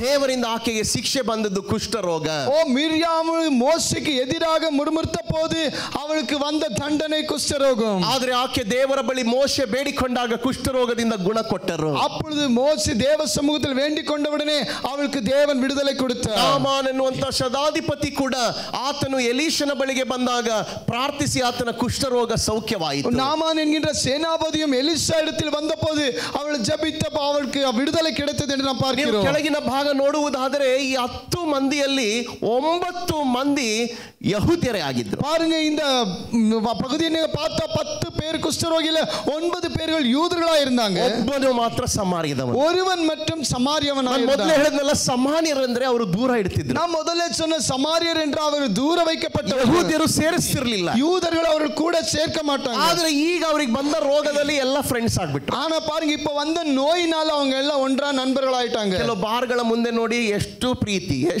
ಹಂಗಂಗೆ ಅಪ್ಕೋತಾರೆ. பாருங்க சில பார்ல எல்லாம் போய் பார்க்கணும், நீங்க அதுக்கு முன்பதா ஜனங்க ஆட்கள் அணைத்துக் கொள்வாங்க. எவ்வளவு அன்பு பாசம். ಸ್ವಲ್ಪ ಒಳಗೆ ಹೋದ್ರೆ ಅವ್ರಿಗೆ ಎಲ್ಲ ಫ್ರೆಂಡ್ಸ್ ತರ ಕಾಣು. ನೀನು ಕುಡ್ದಿ ನಾನು ಕುಡ್ದಿ ಫ್ರೆಂಡ್ಸ್ ಬಾರಯ್ಯ. பாருங்க கொஞ்சம் உள்ள போனா போதும், ஐயோ நீயும் நண்பன் நானும் நண்பன் வாய் அப்படி சொல்லிடுவாங்க. ಇದೇ ರೀತಿ ಪಾಪಿಗಳ ಜೊತೆಗೆ ಸೇರೋದು. இப்படித்தான் பாவிಗಳು பாவிகளோடு கூட சேருவாங்க. ಇಂಗ್ಲಿಷ್ ಅಲ್ಲಿ ಈ ರೀತಿ ಒಂದು ಗಾದೆ ಹೇಳ್ತಾರೆ. பாருங்க ஆங்கிலத்தில் இப்படி ஒரு பழமொழி சொல்றது, ಸೇಮ್ ಬಣ್ಣ ಇರುವಂತಹ ಹಕ್ಕಿಗಳು ಅವುಗಳ ಜೊತೆಗೆ ಹಾರಾಡುತ್ತವೆ. பாருங்க ஒரೇ நிறம் இருக்கிற பறவைகள் அதே பறவைகளோடு சேர்ந்து பறக்குமா. ನೋಡಿ ಮತ್ತೊಬ್ಬರ ತಪ್ಪು ಹೇಳೋರು ಅವರೇ ಗುಂಪು ಕಟ್ಕೊಂಡ್ಬಿಡ್ತಾರೆ. பாருங்க மற்றொரு குறை சொல்லுகிறது அவரே ஒரு கூட்டத்தை ಪ್ರೇಯರ್ಗೆ சேர்த்துடுவாங்க. ಬರದೇ ಇರೋರು ಅವರೊಂದು ಗುಂಪು ಕಟ್ಕೊಂಡ್ಬಿಡ್ತಾರೆ. பாருங்க ஜெபத்துக்கு வராதவங்க அவங்க ஒரு கூட்டம் சேர்த்துடுவாங்க. ಅದೇ ಗುಂಪಲ್ಲಿ ಈ ಜನರು ನೋಡಿ ಕುಷ್ಠರೋಗಿ, ಅವ್ರಿಗೂ ಇವ್ರಿಗೂ ಸಾಮಾನ್ಯವಾದ್ದೇನು ಕುಷ್ಠರೋಗ. பாருங்க அந்த கூட்டத்தில் இவர்களும் என்ன அவர்கள் இವರು ஒன்றா இருக்குது குஷ்டரோகம் தான். ಯಹೂದ್ಯರಾದ್ರೆ ಏನಂತೆ, ಸಮಾರ್ಯದರಾದ್ರೆ ஓ யூதரான என்ன சமாரியரான ಎಲ್ಲ ಒಟ್ಟಿಗೆ ಸೇರ್ಕೊಂಡ್ಬಿಟ್ರು. எல்லாம் ஒன்றா சேர்ந்து. ಆದ್ರೆ ಅವರಿಗೆ ಒಂದು ಅರಿವು ಗೊತ್ತಾಯಿತು. ஆனா அவர்களுக்கு ஒரு அறிவு வந்தது. ಯೇಸುವನ್ನು ಕರೆಯುವಂತ ಹೆಸರು 13ನೇ ವಾಕ್ಯದಲ್ಲಿ ಗಮನಿಸಿ. இயேசுவை அவருக்கு கூப்பிடுற அந்த பேரை பாருங்க 13ஆம் வசனத்தில். ಗುರುವೇ. ஓ ஐயரே. ಗುರುವೇ ಅಂದ್ರೆ ಏನು? ಮಾಸ್ಟರ್. ஓ குருவே ஐயரே என்றா என்ன? எங்களுக்கு நீங்க சொல்லி கொடுக்கிற பாடுகிறே. ಅಥವಾ ನಿನಗೆ ಅಧಿಕಾರ ಇದೆ, உமக்கு ஒரு அதிகாரம் உண்டு. ನಿನಗೆ ಈ ಕುಷ್ಠರೋಗದ ಮೇಲೆ ಅಧಿಕಾರ ಇದೆ, உங்களுக்கு இந்த குஷ்டரோகத்தின் மேல் அதிகாரம் உண்டு. ಓ ಈ ಗುರುವಿನ ಬಳಿಗೆ ಒಟ್ಟಾಗಿ ಬರುತ್ತಿದ್ದಾರೆ. ஓ இந்த குருவின் இடத்தில் ஒன்றா சேர்ந்து வருகிறாங்க. ದೇವರ ಮಕ್ಕಳೇ, ಇವರು ಕುಷ್ಠರೋಗಿಗಳಾಗಿದ್ದರು. தேவ பிள்ளைகளே இவர்கள் குஷ்டரோகிகளாய் இருக்காங்க. 9 ಮಂದಿಗೆ ಹಳೆ ಒಡಂಬಡಿಕೆ ಗೊತ್ತಿತ್ತು. 9 பேர்களுக்கு பழைய ஏற்பாடு தெரிந்திருந்தது. ಅವರಿಗೆ ಗೊತ್ತಾಯಿತು ಯೇಸು ಒಡೆಯನಾಗಿದ್ದಾನೆ. அவர்களுக்கு தெரிந்திருந்தது இயேசு நமக்கு அவர் போதகராக இருக்கிறார். ಅವರಿಗೆ ಗೊತ್ತಾಯಿತು ಯೇಸು ಕೂಡ ದೇವರಿಂದ ಬಂದವನು, ಆತನು ದೇವರಾಗಿದ್ದಾನೆ. அவர்களுக்கு தெரிந்திருந்தது இயேசு தேவன் தான், தேவ சமூகத்திலிருந்து வந்தவர். ಅವರು ಬಂದು ಹೇಳುತ್ತಿರುವುದು ನೋಡಿ. அவர்கள் வந்து சொல்லுகிறது பாருங்க, ಗುರುವೇ, குருவே ನಮ್ಮ ಮೇಲೆ ದಯವಿಡು, ನಮ್ಮ ಮೇಲೆ ದಯ ಇಡು, எங்களுக்கு இறங்கும். ಬಂದು ವಾದಿಸ್ತಾ ಇಲ್ಲ. பாருங்க வந்து வாதிக்கவில்லை. 10 ಜನ ಬಂದ್ಬಿಟ್ಟು ಅವರು ಒಟ್ಟಾಗಿ ಕೂಗಿ ಬೇಕೇ ಬೇಕು, ಹೀಲಿಂಗ್ ಬೇಕು, ಸ್ವಸ್ಥತೆ ಬೇಕು ಅಂತ ಹೇಳಿ அவங்க ஒன்றா வந்து வேண்டும் எங்களுக்கு சுகம் வேண்டும் என்று போராடவில்லை. 10 ಜನ ಸೇರ್ಕೊಂಡ್ಬಿಟ್ರೆ ಏನ್ ಬೇಕಾದ್ರೂ ಮಾಡಬಹುದು. பாருங்க 10 பேர் சேர்ந்துட்டு என்னன்னா செய்யலாம். ಒಂದು ದೇಶನೇ ಸೃಷ್ಟಿಸಬಹುದು. ஒரு நாடே உருவாக்கலாம் ஒன்று கூடினா. ಈ ಜನರಿಗೆ ಒಂದು ಅರ್ಥ ಆಯಿತು, இந்த ஆட்களுக்கு ஒன்று புரிந்தது. ಯೇಸು ಗುರುವಾಗಿದ್ದಾನೆ. பாருங்க இயேசு குருவாக ಯೇಸುವಿಗೆ ನಮ್ಮ ಕುಷ್ಠ ರೋಗ ವಾಸಿ ಮಾಡುವಂತ ಅಧಿಕಾರ ಇದೆ. இயேசுவுக்கு எங்களுடைய குஷ்ட ரோகத்தை குணமாக்கும்படியாக அதிகாரம் உண்டு. ಆದರೆ ನಮಗೆ ಯಾವ ಯೋಗ್ಯತೆ ಇಲ್ಲ. ஆனா எங்களுக்கோ எந்த தகுதியும் இல்லை. ಆದ್ರಿಂದ ಯೇಸುವನ್ನು ಕರೆಯುತ್ತಿರೋ ಯೇಸುವಿಗೆ ಹೇಳುತ್ತಿರುವುದು ನಮ್ಮ ಮೇಲೆ ದಯೆ ತೋರಿ. ஆனா பாருங்க இயேசுவை பார்த்து சொல்லுறாங்க, ஆண்டவரே எங்களுக்கு இறங்கும். ನೋಡಿ, ಯೇಸುವಿನ ಬಳಿಗೆ ಸರಿಯಾದ ವ್ಯಕ್ತಿಯ ಬಳಿಗೆ ಬರುತ್ತಿದ್ದಾರೆ ಈ ಜನ. இவங்க பாருங்க சரியான ஆளிடத்தில் இயேசுவின் இடத்தில் வர்றாங்க. ಅವರು ಬಂದಿದ್ದು ಕೂಡ ಸರಿಯಾದ ಮನೋಭಾವದೊಂದಿಗೆ. அவங்க வந்ததும் சரியான மனநிலையில். ದೇವರ ಮಕ್ಕಳೇ, ದೇವರ ಬಳಿಗೆ ಬರುವ ಪ್ರತಿಯೊಬ್ಬರು ತಿಳಿದಿರಬೇಕಾದಂತ தேவ ಕಾರ್ಯ. பிள்ளைகளே, தேவ சமூகத்தில் வருகிற ஒவ்வொருவரும் தெரிந்து கொள்ள வேண்டிய ದೇವರ விஷயம். ಮುಂದೆ ನಿಮ್ಮನ್ನೇ ತಗ್ಗಿಸಿಕೊಡಿ. தேவனுக்கு முன்பதாக உங்களை தாழ்த்தி கொடுங்க. ಯಾವತ್ತು ದೇವರಿಗೆ ಪ್ರಶ್ನೆ ಕೇಳಿ ನನಗೆ ಮಾತ್ರ ಯಾಕೆ ಎಂಬುದಾಗಿ ಹೇಳಬೇಡಿ. ஓ என்றும் தேவனிடத்தில் கேள்வி கேட்காதீங்க, எனக்கு மட்டும் ஏன் இப்படி. ನಾವು ಶ್ವಾಸಿಸುವಂತ ಗಾಳಿ ಕೊಡುವಂತ ಹಕ್ಕು, ಸೇವಿಸುವ ಹಕ್ಕು ನಮಗಿಲ್ಲ. ஓ நம் சுவாசிக்கிற காற்றை அது கொடுக்க முடியாது, எடுக்க முடியாது, அதுக்கு அதிகாரம் நமக்கு ದೇವರು இல்லை. ನಮಗೆ ಕೃಪೆ ಕೊಟ್ಟಿದ್ದಾನಲ್ಲ. தேவன் நமக்கு கிருபை காட்டி இருக்கிறார். ದೇವರು ಇವತ್ತು ಕೈಗೆ ತುಂಬಾ ಹಣ ಕೊಟ್ಟಿದೆ, ಅದು ಕೃಪೆ. ஓ தேவன் என்று கையில பணம் கொடுத்திருந்தா அது தேவ ಕೆಲಸ கிருபை தான். ಕೊಟ್ಟಿದ್ರೆ ಕೃಪೆ. ஓ அது வேலை கொடுத்திருந்தா ಹೇಳಿ தேவ ಹೇಳಿ கிருபை ಕುಟುಂಬ தான். ಕೊಟ್ಟಿದ್ರೆ ದೇವರ ಕೃಪೆ. தேவன் குடும்பத்தை கொடுத்திருந்தா அது கிருபை. ಎಲ್ಲದಕ್ಕಾಗಿ ದೇವರಿಗೆ ಸ್ತೋತ್ರ ಮಾಡಿ ಆ ಮನೋಭಾವದಲ್ಲಿ ಬದುಕತಕ್ಕದ್ದು. எல்லாவற்றுக்கும் நன்றி சொல்லி அந்த மனோநிலையில் நாம் வாழ வேண்டும். ಯೇಸುವಿನ ಬಳಿಗೆ ಯಾರು ತಮ್ಮನ್ನೇ ತಗ್ಗಿಸುತ್ತಾರೋ, ಯೇಸುವಿನಿடத்தில் ಯಾರು தங்களை தாழ்த்தி கொடுக்கிறார்களோ ಅವರಿಗೆ ಸ್ವಾಮಿ ಏನ್ ಮಾಡ್ತಾರೆ ಎಂಬುದಾಗಿ 14ನೇ ವಾಕ್ಯ ಹೇಳ್ತದೆ ನೋಡಿ. அவர்களுக்கு தேவன் என்ன செய்கிறார் என்று 14வது வசனத்தை பாருங்க. ನಮ್ಮ ಮನೋಭಾವಗಳು ಬಹಳ ಮುಖ್ಯ. இன்று நம்முடைய மனநிலை மிக அவசியமானது. 14ನೇ ವಾಕ್ಯದಲ್ಲಿ ಯೇಸು ಉತ್ತರ ಕೊಡಬೇಕಾದ್ರೆ ಎಂತಹ ಮನೋಭಾವ ಇತ್ತು ನೋಡ್ರಿ. பாருங்க 14வது வசனத்தில் ஆண்டவராகிய இயேசு அவருக்கு பதில் கொடுக்கும்போது என்ன மனநிலை? 13ನೇ ವಾಕ್ಯ ಹೇಳ್ತದೆ ತಮ್ಮನ್ನೇ ತಗ್ಗಿಸಿಕೊಳ್ಳುವವರಾಗಿದ್ದರು. 13வது வசனத்தில் பார்க்கிறோம் தங்களை தாழ்த்தி கொடுத்தாங்க. ಯೇಸು ಕೊಡುವಂತ ಉತ್ತರ ಗಮನಿಸಿ. ಯೇಸು கொடுக்கிற பதிலை பாருங்க. ಆತನು ಅವರನ್ನು ನೋಡಿ, ನೀವು ಹೋಗಿ ಯಾಜಕರಿಗೆ ಮೈ ಇವರು ತೋರಿಸಿಕೊಳ್ಳಿ. ಕೇಳಿದ್ದೇನು, ಯೇಸುವೆ ದಯೆ ತೋರಿಸು, ನಮ್ಮ ಕುಷ್ಠರೋಗ ಗುಣಪಡಿಸು. பாருங்க இவங்க கேட்டது என்ன? ஆண்டவரே எங்களுக்கு இரங்கும், எங்கள் குஷ்டரோகத்தை நீக்கும் என்று. ಯೇಸು ಹೇಳಿದ್ದೇನು? ಯೇಸು சொன்னது என்ன? ಫಸ್ಟ್ ಏನ್ ಹೇಳಿದ್ರು? முதல்ல என்ன சொன்னாங்க?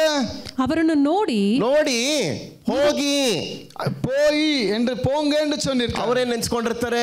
அவங்க என்ன நினைச்சிருப்பாங்க? ಯೇಸು ಏನಾದ್ರೂ ಕೈ ಮುಟ್ಟಿನ ಅಥವಾ ಹೋಗ ಪಿಶಾಚಿ ಅನ್ಬಿಟ್ಟು ಕುಷ್ಠರೋಗ ಒಟ್ಟಾಗ್ಬಿಡುತ್ತೆ. ಯೇಸು ஏதாவது கையை வைத்து கையை நீட்டி அல்ல போ பிசாசு என்று ஏதாவது சொல்வார். ನಾವು ನೆನೆಸುವ ಹಾಗಲ್ಲ ದೇವರು ಕಾರ್ಯ ಮಾಡುವುದು. நாம் யோசிப்பது போல அல்ல தேவன் செய்கிற செயல்கள். ಇನ್ನೊಬ್ಬರ ಜೀವನದಲ್ಲಿ ಮಾಡಿದ ವಿಧಾನ ಅಲ್ಲ ದೇವರು ನಮ್ಮ ಜೀವನದಲ್ಲಿ ಮಾಡುವುದು. மற்றவருடைய வாழ்க்கை செய்தபடி அல்ல நம்முடைய வாழ்க்கை. ದೇವರ ಮಗುವೇ, ದೇವರ ದಾರಿಗಳು ವ್ಯತ್ಯಾಸವಾಗಿದೆ. தேவ பிள்ளைகளே, தேவனுடைய வழிகள் வித்தியாசமானது. ನಾವು ನೆನೆಸುವ ಹಾಗೆ ದೇವರು ಕ್ರಿಯೆ ಮಾಡಬೇಕಾಗಿಲ್ಲ.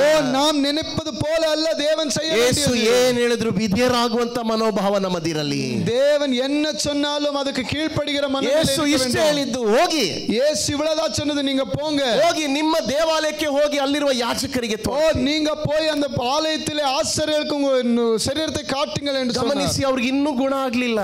யோசிச்சு பாருங்க, அவங்களுக்கு இன்னும் சுகம் அடையல. ಅವ್ರಿಗೆ ಏನಾದ್ರೂ ದೇವಾಲಯಕ್ಕೆ ಹೋದ್ರೆ ಅವರು ಕಲ್ಲೊಡೆದು ಸಾಯಿಸೇ ಬಿಡ್ತಾರೆ. அவங்க ஏதாவது தேவாலயத்துக்கு போனா கல்ல இருந்து கொல்லுவாங்க. ಆದ್ರೆ ಗಮನಿಸಿ, ಯೇಸು ಇವರಿಗೆ ಯಾಕೆ ಹೋಗಿ ದೇವಾಲಯಕ್ಕೆ ಹೋಗಿ ತೋರಿಸಿ ಎಂಬುದಾಗಿ ಹೇಳಿದ್ದು. ஆனா எதற்காக ஆண்டவராகிய இயேசு நீங்க தேவாலயத்துக்கு போய் ஆசாரியருக்கு உங்களை காட்டுங்க என்று சொன்னது? 13ನೇ ವಾಕ್ಯದಲ್ಲಿ ಅವರು ಕರೆದ ಹೆಸರೇನು?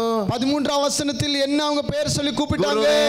ஓ குருவே, ನೀನ್ ಏನ್ ಹೇಳಿದ್ರು ಕೇಳ್ತೀವಿ ಅನ್ನುವಂತ ಮನೋಭಾವ. நீங்க என்ன சொன்னாலும் நாங்க கேட்போம் என்ற மனநிலை. ಕೆಲವರು ಹಂಗೆ ಬರ್ತಾರೆ, ನೀನೇನ್ ಹೇಳ ನಾನು ಕೇಳ್ತೀನಿ. பாருங்க, சில அப்படித்தான் வருவாங்க, நீங்க என்ன சொல்லுங்க நாங்க கேட்போம். ಮೊನ್ನೆ ಒಂದು ಹೆಣ್ಣು ಹುಡುಗಿ ಬಂದ್ಲು. பாருங்க, இப்போ அந்த முந்தானத்து ஒரு பெண் மகள் வந்தா, ಡಾಕ್ಟರ್ ಅಂತೆ. அவங்க டாக்டர். ನೀವ್ ಯಾರನ್ನ ಹೇಳ್ತೀರೋ ನಾನು ಮದುವೆ ಆಗಕ್ ರೆಡಿ. நீங்க யார சொல்றீங்களோ அவங்கள கல்யாணம் செய்து கொள்ள நான் ಪ್ರತಿ ವಾರ ಬಂದ್ರೆ ಇದೆ, ನೀವ್ ಹೇಳೋರ್ನ ಮದುವೆ ಮಾಡ್ಬಿಡ. பாருங்க, எல்லா வாரம் வந்தப்பதான் சொன்ன, நீங்க யார சொல்றீங்க அவங்கள நான் கட்டுவேன். ನಾನು ಹೇಳ್ದೆ ನಿಮಗೆ ಸೆಟ್ ಆಗೋರು ನೀ ಎಲ್ಲ ಇದೆ, ಅದಾದ್ರೂ ಹೇಳಿ. ಇಲ್ಲ ನೀವ್ ಹೇಳ್ಬಿಟ್ರೆ ಮದುವೆ ಮಾಡ್ಬಿಡಿ. நான் சொல்லுவேன், பாருங்க உங்களுக்கு என்ன வேணும், எப்படி வேணும், என்ன செட் ஆகும் அதை சொல்லுங்க. இல்ல நீங்க யார சொல்றீங்களோ அவங்கள கல்யாணம் திருமணம் பண்ணுங்க. ಸುಮ್ಮನೆ ಹೇಳಿದೆ, ಒಂದು ಬಿಕಾಂ ಹುಡುಗ ಇದ್ದಾನೆ, ಹೇಳಿ ಸಾಕು, ಬಿಕಾಂ ಹುಡುಗ ಇದ್ದಾನೆ, ಮದುವೆ ಮಾಡ್ಕೋತೀಯಾ? நீங்க சொல்லி போதுமானது. நான் சொன்னேன், பிகாம் பையன் ஒருத்தர் இருக்கு, அவனை கல்யாணம் பண்றீங்களா? ನಾನು ಕಿವಿಯಲ್ಲಿ ಹೇಳಿದ್ರು, ನಮ್ಮ ನಾಯಿಗೆ ಮದುವೆ ಮಾಡಿಸ್ಬಿಡಿ. அவங்க சொன்னாங்க, நாய்க்கு திருமணம் செய்துடுங்கன்னு.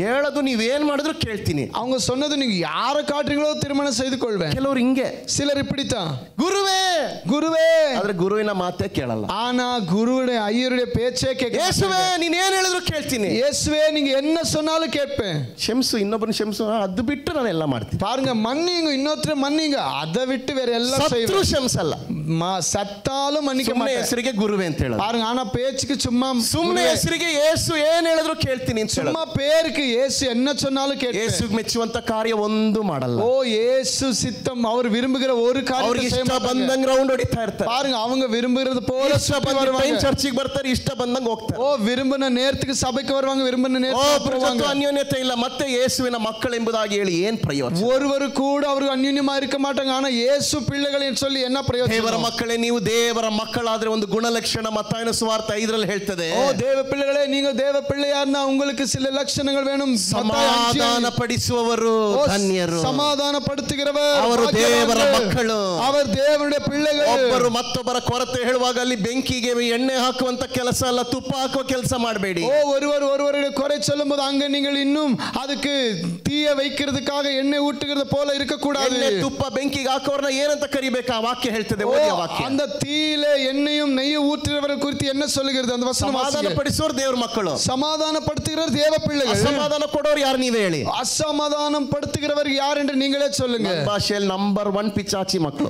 என்னுடைய மொழியில் பார்த்தாக்க நம்பர் 1 பிசாசின் சைத்தான் பிள்ளைகள். ಆದ್ರೂ ಇನ್ನೊಬ್ಬರ ಮೇಲೆ ಒಬ್ಬರು ತಪ್ಪು ಹೇಳುವಾಗ ಇನ್ನು ನೀವು ಸೇರಿಸಿ ಹೇಳಿದ್ರೆ ತಿಳ್ಕೊಳ್ಳಿ ನೀವು ಯಾರ ಮಕ್ಕಳೆಂಬ. பாருங்க, எப்பொழுதாவது ஒரு குறை ஒருவர் குறித்து சொன்னா நீங்க இன்னும் சேர்த்து அது உசுத்தி விட்டா என்ன சொல்லுங்க நீங்க யார் என்று. ಎಷ್ಟೋ ಪಿಚಾಚಿಗಳ ಮಕ್ಕಳಿದ್ದಾರೆ ಈ ಲೋಕದಲ್ಲಿ. பாருங்க, எவ்வளோ பிசாசின் பிள்ளைகள் ದೇವರ ಮಕ್ಕಳು ಅಂತ ಹೆಸರು, தேவ பிள்ளைகள் என்று பேர், ಗುರುವೇ ಅಂತ ಕರೆಯೋದು, குருவே என்று கூப்பிடுவாங்க. ಹೋಗು ಯಾಜಕರಿಗೆ ತೋರಿಸು ಅಂದ್ರೆ ಹೋಗಲ್ಲ ಅವರು. ஓ போய் ஆசாரியத்துல காட்டுங்கன்னு சொன்னா போக ಗಮನಿಸಿ மாட்டாங்க. ಇವರು ಏನ್ ಮಾಡಿದ್ರು ಎಂಬುದಾಗಿ. ஆனா பாருங்க இவங்க என்ன செய்தது. ಇವರು ತಕ್ಷಣ ಹೊರಟು ಹೋದರು. இவங்க உடனே கிளம்பி ஹalleluya ஹalleluya ವಿಧೇಯರಾಗುವಂತಹ ಜನರಾಗಿರಬೇಕು. கீழ்ப்படிகிற ಜನಗಳಾಗಿರಬೇಕು. ನಾವು ಹೇಳುವ ಪ್ರಕಾರ ನಂಬುವ ರೀತಿ ಬದುಕುವವರಾಗಿರಬೇಕು. நாம் தேவன் சொல்லுகிறது போல விசுவாசமாக வாழ்கிறவர்களாக இருக்க வேண்டும். ಗಮನಿಸಿ ವಾಕ್ಯ ಮುಂದೆ ಹೇಳ್ತದೆ ಅವರು ತಕ್ಷಣ ಹೊರಟು ಹೋದರು. ಗಮನಿತು பாருங்க, உடனே ಅವರ வார்த்தைக்கு கீழ்ப்பட்டு போனாங்க. ಗಮನಿಸಿ 15ನೇ ವಾಕ್ಯದಲ್ಲಿ ಅವರ ಸ್ವಸ್ಥತೆ ಹೇಗೆ ಬಂತು. 15வது வசனம் பாருங்க, அவருக்கு எப்படி சுகம் அடைந்தது. 14ನೇ ವಾಕ್ಯ ಅವರು ಹೋಗುತ್ತಿರುವಾಗಲೇ, 14வது ವಚನ அவங்க போகும்போது, ಅವರು ಹೋಗುತ್ತಿರುವಾಗಲೇ ಸ್ವಸ್ಥವಾಗಲಿಲ್ಲ, ಹೋಗುತ್ತಿರುವಾಗಲೇ பாருங்க குணமாகவில்லை. போகும் பொழுது ಯಾವತ್ತು ಇಂಥ ಒಂದು ಅದ್ಭುತ ಯೇಸು ಮಾಡಿದ್ದು ಇವರಿಗೆ ನೆನಪೇ ಇಲ್ಲ. பாருங்க, எப்பொழுதும் இப்படிப்பட்ட ஒரு அற்புதத்தை செய்தது உங்களுக்கு நினைவிலே இல்ல. ದೇವರ ವಿಧಾನಗಳು ವ್ಯತ್ಯಾಸವಾದ ತಿಳ್ಕೊಳ್ಳಿ. பாருங்க, தேவனுடைய வழிகள் அது வித்தியாசமானது. ಲೂಕನ ಸುವಾರ್ತೆ 5ನೇ ಅಧ್ಯಾಯದಲ್ಲಿ ಒಂದು ಕುಷ್ಠರೋಗಿನ ಯೇಸು ಸೌಖ್ಯ ಮಾಡಿದ್ರು. பாருங்க, ಲೂಕಾ ಸುವಿಶೇಷ 5ನೇ ಅಧಿಕಾರத்தில் தேவன் ஒரு குஷ்ಠரோಗಿ ಆದರೆ ಆ ಗುಣಪಡಿಸಿದ. ವಿಧಾನವೇ ವ್ಯತ್ಯಾಸವಾಗಿತ್ತು. ಯೇಸು ಫಸ್ಟ್ ಗುಣಪಡಿಸಿದರು. ஆனா அந்த வழியை வித்தியாசமான ஆண்டவர் முதல்ல குணமாக்கினார். ದೇವರು ಮತ್ತೊಬ್ಬರಿಗೆ ಉಪಯೋಗಿಸುವ ವಿಧಾನ ನಿಮಗೆ ಉಪಯೋಗಿಸಲ್ಲ. தேவன் மற்றவர்களுக்கு செய்கிறது போல தேவன் உங்களுக்கு செய்வதில்லை. ಆದರೆ ನಿಮ್ಮಲ್ಲಿ ನಂಬಿಕೆ ಮಾತ್ರ ಉಳಿಸಿಕೊಳ್ಳಿ. ஆனா தேவன் உங்களுக்குள்ள தேவன் ಏನಾದ್ರೂ ನಾನು ನಂಬುತ್ತೇನೆ. எத்தனை பேர் சொல்லுங்க என்ன நடந்தாலும் நான் ಯಾಕಂದ್ರೆ ಆತನೇ ನನ್ನ ಗುರು, ஏனென்றால் அவரே என்னுடைய குரு, ಯಾಕಂದ್ರೆ ಆತನೇ ನನ್ನ ಯಜಮಾನ, ஏனென்றால் அவரே என்னுடைய ಯಜಮಾನ. 15 16ನೇ ವಾಕ್ಯದಲ್ಲಿ ಇವರು ಏನ್ ಮಾಡಿದ್ರು ಎಂಬುದಾಗಿ 15 16வது வசனத்தில் இவங்க என்ன செய்தாங்க பாருங்க. ಅವರಲ್ಲಿ ಒಬ್ಬನು ತನಗೆ ಗುಣವಾದದನ್ನು ನೋಡಿ ಮಹಾಶಬ್ದದಿಂದ, ಜನರು ಹೋದ್ರು, ಒಬ್ಬನು ಗುಣವಾಗಿದ್ದನ್ನು ನೋಡದ. பாருங்க, 10 பேர்கள் அவங்க போனாங்க, ஆனா ஒருவன் மாத்திரம் குணமடைந்ததை பார்த்தான். 14ನೇ ವಾಕ್ಯದಲ್ಲಿ ಹೇಳ್ತದೆ ಎಲ್ಲರೂ ಗುಣವಾದ್ರು. 14வது வசனத்தை பார்த்தா எல்லாரும் சுகமடைந்தாங்க. ಆದ್ರೆ ಒಬ್ಬನು ಮಾತ್ರ ಸರಿಯಾಗಿ ನೋಡಿ, ஆனா ஒருவன் மாத்திரம் சரியா பார்த்து. ಗಮನಿಸಿ 15 16 கவனித்து வாசிங்க. ನೋಡಿ ಮಹಾಶಬ್ದದಿಂದ ದೇವರನ್ನು ಕೊಂಡಾಡುತ್ತಾ ಹಿಂತಿರುಗಿ ಬಂದು ಯೇಸುವಿನ ಪಾದಗಳಿಗೆ ಅಡ್ಡ ಬಿದ್ದು ಆತನಿಗೆ ಉಪಕಾರ ಸ್ತುತಿ ಮಾಡಿದನು. ಅವನು ಸಮಾರ್ಯದವನು. ಗಮನಿಸಿ ವಾಕ್ಯ ಏನು ಹೇಳ್ತಾ ಇದೆ பாருங்க, வசனம் என்ன சொல்லுகிறது. ಹೇಗೆ ಹಿಂತಿರುಗಿ ಬಂದ, எப்படி அவன் திரும்பி வந்தான். ಗಟ್ಟಿಯಾಗಿ ಕೂಗಿದ್ನಂತೆ. ஓ உரத்த சத்தத்தோடு ಯೇಸುವೇ ನಾನು ಗುಣವಾದೆ ಥ್ಯಾಂಕ್ಸ್ ಎಂಬುದಾಗಿ ಹೇಳಿದ. ஓ ಯೇಸುவே நான் சுகமடைந்தேன் நன்றி என்று சொல்லி ಒಂದು ನೆಲಕ್ಕೆ ಬಿದ್ದು ಯೇಸುವಿನ ಕಾಲಿಗೆ ಬಿದ್ದ. ஓ வந்து இயேசுவின் பாதங்களிலே விழுந்தான். ಕೃತಜ್ಞತಾ ಸ್ತುತಿ ಹೇಳಿ ಸ್ತೋತ್ರ ಮಾಡಿದನು. ஓ நன்றி சொல்லி தேவனுக்கு துதித்தா ಸ್ತೋತ್ರ ಹೇಳ್ತದೆ ಅವನು ಯಾರಾಗಿದ್ದ. வசனம் சொல்லுது அவன் யாராக இருந்தான். ಸಮಾರ್ಯದವನು, சமாரியனாய் ಪಾಪಿಯಾದ ವ್ಯಕ್ತಿ, ஓ பாவியாய் இருந்த மனிதன், ಎಲ್ಲರೂ ದೂರ ಇಡುತ್ತಿದ್ದ ವ್ಯಕ್ತಿ, ಎಲ್ಲರಾலும் ದೂರ ತಳ್ಳப்பட்டவன். ಅವನು ಯೇಸುವಿನ ಬಳಿಗೆ ಹಿಂತಿರುಗಿ ಬರುತ್ತಿದ್ದಾನೆ. அவன் இயேசுவினிடத்தில் மீண்டும் திரும்பி ದೇವರ வருகிறான். ಮಕ್ಕಳೇ, ನಿಮಗೆ ದೇವರು ಮಾಡಿದ ಉಪಕಾರಕ್ಕೆ, தேவ பிள்ளைகளே, தேவனுடைய வாழ்க்கை செய்த நன்மைக்காக ಹೇಗೆ ನಾವು ದೇವರ ಮುಂದೆ ಬರಬೇಕು, எப்படி நாம் வர வேண்டும். ನೋಡಿ, ನಾನು ಹೇಳಿದ ಪ್ರಕಾರ ಗಾಳಿ ಶ್ವಾಸ ಮಾಡುವಂತೆ ಕೃಪೆ ದೊರಕಿದೆ. பாருங்க, எப்படி நான் சொன்னேன் அல்லவா, காற்றை சுவாசிக்கும்படியாக தேவன் கிருபை செய்திருக்கிறார். ಇರಬಾರದು, ದೇವರಿಗೆ ಕೃತಜ್ಞತೆ ತಿಳಿಸ್ತಾನೆ ಇರಬೇಕು. நாம் அமைதியா இருக்க கூடாது, தேவனுக்கு நன்றி செலுத்திட்டே இருக்கணும். ನಮ್ಮ ಆಶೀರ್ವಾದ ಸರ್ವ ಸಾಧಾರಣ ಎಂಬುದಾಗಿ ನೆನೆಸಬಾರದು. நம்முடைய ஆசீர்வாதங்கள் சாதாரணம் என்று நினைக்க கூடாது. ಜನರು ಎಲ್ಲರಿಗೂ ಎಲ್ಲದಕ್ಕಾಗಿ ದೇವರಿಗೆ ಸ್ತೋತ್ರ ಮಾಡ ಬಯಸುತ್ತಾರೆ. எத்தனை பேர் விரும்புறீங்க எல்லாவற்றுக்கும் தேவனுக்கு நன்றி ಎಣಿಸಿ ದೇವರಿಗೆ ಸ್ತೋತ್ರ ಮಾಡಿ. எண்ணி தேவனை துதியுங்க. ದೇವರು ನಮಗೆ ಕೊಟ್ಟ ಒಂದೊಂದು ಕಾರ್ಯಕ್ಕಾಗಿ ಸ್ತೋತ್ರ ಮಾಡಿ. ஒவ்வொரு காரியங்களுக்காக தேவனுக்கு நன்றி செலுத்துவோம். 17ರಿಂದ 19ರಲ್ಲಿ ಯೇಸುವಿನ ಉತ್ತರ ಗಮನಿಸಿ. பாருங்க, 17ರಿಂದ 19 வரை ஆண்டவராகிய இயேசு சொல்கிற காரியத்தை பாருங்க. 3 ಪ್ರಶ್ನೆಗಳು ಯೇಸು ಕೇಳುತ್ತಿರುವುದನ್ನು ಗಮನಿಸಿ. 3 ಕೇಳ್விகள் இயேசு அங்க கேட்கிறதை பார்க்கலாம். ಓದಿ. 1வது வாசிங்க. ಯೇಸು ಇದನ್ನು ನೋಡಿ 10 ಮಂದಿ ಶುದ್ಧರಾದರಲ್ಲವೇ. ಯೇಸು ಕೇಳುತ್ತಿರುವುದು 10 ಮಂದಿ ತಾನೇ ಶುದ್ಧವಾದದ್ದು. பாருங்க, இயேசு அங்க கேட்கிற கேள்வி 10 ಮಂದಿ அல்லவா சுகமானவர். ಅದರ ಉತ್ತರ ಏನು? அதனுடைய பதில் என்ன? ಹೌದಾ ಇಲ್ವಾ? ஆமாவா இல்லையா? 10 ಹೌದು ಸ್ವಾಮಿ, 10 ಜನನೇ ಗುಣವಾಗಿ. ஆமாம் ஆண்டவரೇ, 10 பேரு சுகமானார்கள். ಎರಡನೇ ಪ್ರಶ್ನೆ, ಮಿಕ್ಕ 9 ಮಂದಿಯಲ್ಲಿ மற்ற 9 பேர் எங்கே? ಏನು ಉತ್ತರ ಕೊಡ್ತೀರಾ? என்ன பதில் கொடுக்க முடியும்? 9 ಮಂದಿ ಎಲ್ಲಿ ಹೋಗಿದ್ದಾರೆ? 9 பேர் எங்க போனாங்க? ದೇವಾಲಯಕ್ಕೆ ಹೋದ್ರು. தேவாலயத்துக்கு போனாங்க. ಒಬ್ಬ ಯೇಸುವಿನ ಬಳಿಗೆ ಬಂದ. ஒருவன் இயேசுவினிடத்தில் ದೇವರ வந்தான். ಮಕ್ಕಳೇ, ಇದು ವ್ಯತ್ಯಾಸವಾದ ಕಾರ್ಯ. தேவ பிள்ளைகளே, இது வித்தியாசமான ஒரு காரியம். ದೇವಾಲಯಕ್ಕೆ ಬರುವುದೆಲ್ಲ ಮುಖ್ಯ. தேவாலயத்துக்கு வருகிறதல்ல, ದೇವರನ್ನು ಸಂಧಿಸುವುದು ಮುಖ್ಯ. தேவனை சந்திப்பது ಅನೇಕರು ದೇವಾಲಯಕ್ಕೆ ಕುರ್ಚಿಗಳು ಬಿಸಿ ಮಾಡಕ್ ಬರ್ತಾರೆ. ಅನೇಕ ದೇವಾಲಯಕ್ಕೆ அந்த சேர சூடாக்க முடியாத வராங்க. ಹೋಗಿಲ್ವಂದ್ರೆ ಯಾರ ಕೇಳ್ತಾರೆ? ಅಯ್ಯೋ, ಅದರ ಅರ್ಥ போலನೆ ಯಾರ ಕೇಳ್ಪಾಂಗಲೇ. ಹೋಗಿಲ್ವಂದ್ರೆ ಮನಸ್ಸೊಳಗೆ ಶಾಂತಿ ಇಲ್ಲ, போலನ ಮನಸ್ಸಲ್ಲಿ ஒரு நிம்மதி ಇಲ್ಲ. ಕೆಲವರು ಇಂಗ್ಲಿಷ್ ಅಲ್ಲಿ ಹೇಳ್ತಾರೆ ಗುಡ್ ವೈಬ್ಸ್, ಚರ್ಚ್ ಒಳಗೆ ಬಂತ ವೈಬ್ ಹೊಡೆಯುತ್ತಂತ ಅವ್ರಿಗೆ. சிலர் சொல்லுவாங்க சபைக்கு வந்த ஒரு நல்ல ஒரு சூழ்நிலை ஏற்படுகிறது என்று சொல்றாங்க. ಮನಸ್ಸಲ್ಲಿ ಚೆನ್ನಾಗಿ ಆಗುತ್ತಂತ ಅವರಿಗೆ. ಮನಸ್ಸಲ್ಲಿ ಏதೋ ஒரு ಸಂತೋಷ ಸಭೆಗೋಸ್ಕರ, ಸಭೆಗೆ ಅದಕ್ಕಾಗಿ ಎಲ್ಲ ಬರುವುದು. பாருங்க, ಅದಕ್ಕಾಗಿ ಅಲ್ಲ ನಮ್ಮ ಸಭೆಗೆ ಯೇಸುವನ್ನು ಕಾಣಬೇಕು, ಯೇಸುவை பார்க்க வேண்டும், ಆತನ ಉಪಕಾರಕ್ಕೆ ಸ್ತುತಿ ಮಾಡಬೇಕು, அவர் செய்த நன்மைகளுக்கு துதி செலுத்தணும். ಮಕ್ಕಳೇ, ನೀವು ಯಾವುದಕ್ಕಾಗಿ ಸಭೆಗೆ ಬರ್ತಾರೆ? ದೇವ ಪಿಳ್ಳೆಗಳೇ, ಎದಕ್ಕಾಗ ದೇವ ಸಭೆಗೆ ವರ್ಷಗಟ್ಟಲೆ ಸಭೆಗೆ ಬಂದು ಕೂತು ಎದ್ದು ಹೋಗುತ್ತಿದ್ದೇವೆ. ವರ್ಷங்களா ಸಭೆಗೆ வந்து உட்கார்ந்து போறீங்க. ಒಂದು ವಾಕ್ಯ ನಮಗೆ ಗೊತ್ತಿಲ್ಲದೆ ಕೂತಿರಬಹುದು, ஒரு ವಚನಗಳು தெரியாம நம்ம ಒಂದು ಹಾಡು ಸೀದಾ ಹೇಳಲಿಕ್ಕೆ ಗೊತ್ತಿಲ್ಲದೆ ಇರಬಹುದು, ஒரு பாட்டு கூட சரியா சொல்ல தெரியாத இருக்கும். ತಿಳಿಸಲು ಬರುತ್ತಿದ್ದಾರಾ, ಬರೀ ಆಲಯಕ್ಕೆ ಬರುತ್ತಿದ್ದೀರಾ? ಯೇಸುவுக்கு நன்றி செலுத்த வரீங்களா, இல்ல சும்மா வந்து போறீங்களா? ದೇವರು ನಿಮಗೆ ಕೇಳುವ ಪ್ರಶ್ನೆ, இன்று தேவன் உங்களை பார்த்து ನೀವು ಆಲಯಕ್ಕೆ ಬಂದಿದ್ದೀರಾ, ಯೇಸುವನ್ನು ಕಾಣಲು ಬಂದಿದ್ದೀರಾ? நீங்க ஆலயத்துக்கு வந்திருக்கிறீங்களா, இல்ல இயேசுவை பார்க்க வந்திருக்கிறீங்களா? ಪ್ರಶ್ನೆ. ಮೂರನೇ ಕೇಳ್ವಿ, ದೇವರನ್ನು ಸ್ತುತಿಸುವುದಕ್ಕೆ ಈ ಅನ್ಯ ದೇಶದವನೇ ಹೊರತು ಇನ್ಯಾರು ಹಿಂತಿರುಗಿ ಬರಲಿಲ್ಲ. ದೇವರನ್ನು ಸ್ತುತಿಸಲು ಅನ್ಯ ದೇಶದವನೇ ಬಂದ. தேவனை மகிமைப்படுத்தும்படியாக அந்நிய தேசத்தான் மாற்றம் வந்தானா? ಫಾರಿನರ್ ಇವನ್ ಮಾತ್ರ ಬಂದ. இந்த அந்நிய தேசத்தான் மாற்றம் வந்தானா? ಯಹೂದ್ಯರ ಆಲಯದಲ್ಲಿ ಆ ಕಾಲದಲ್ಲಿ ಬೋರ್ಡ್ ಹಾಕ್ತಿದ್ರು. யூதர்கள் அந்த காலத்தில் ஆலயத்துக்கு முன்பதாக இப்படி ஒரு பலகை வைப்பாங்க, ಅನ್ಯರಿಗೆ ಪ್ರವೇಶ ಇಲ್ಲ.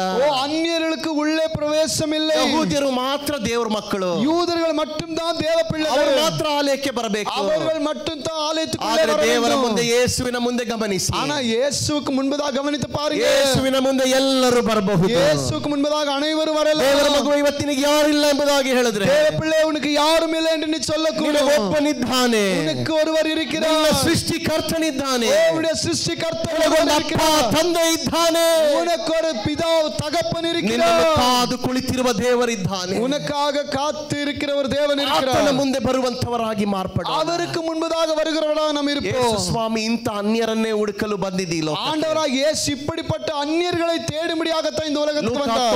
10 ವಾಕ್ಯ ಹೇಳ್ತದೆ, லூக்கா 19:10 சொல்லுகிறது. chapter 19 verse 10. லூக்கா 19:10 ಯೇಸು ಯಾರನ್ನು ಹುಡುಕಿ ಬಂದಿದ್ದು? ಯೇಸು ಯಾரை தேடி வந்த?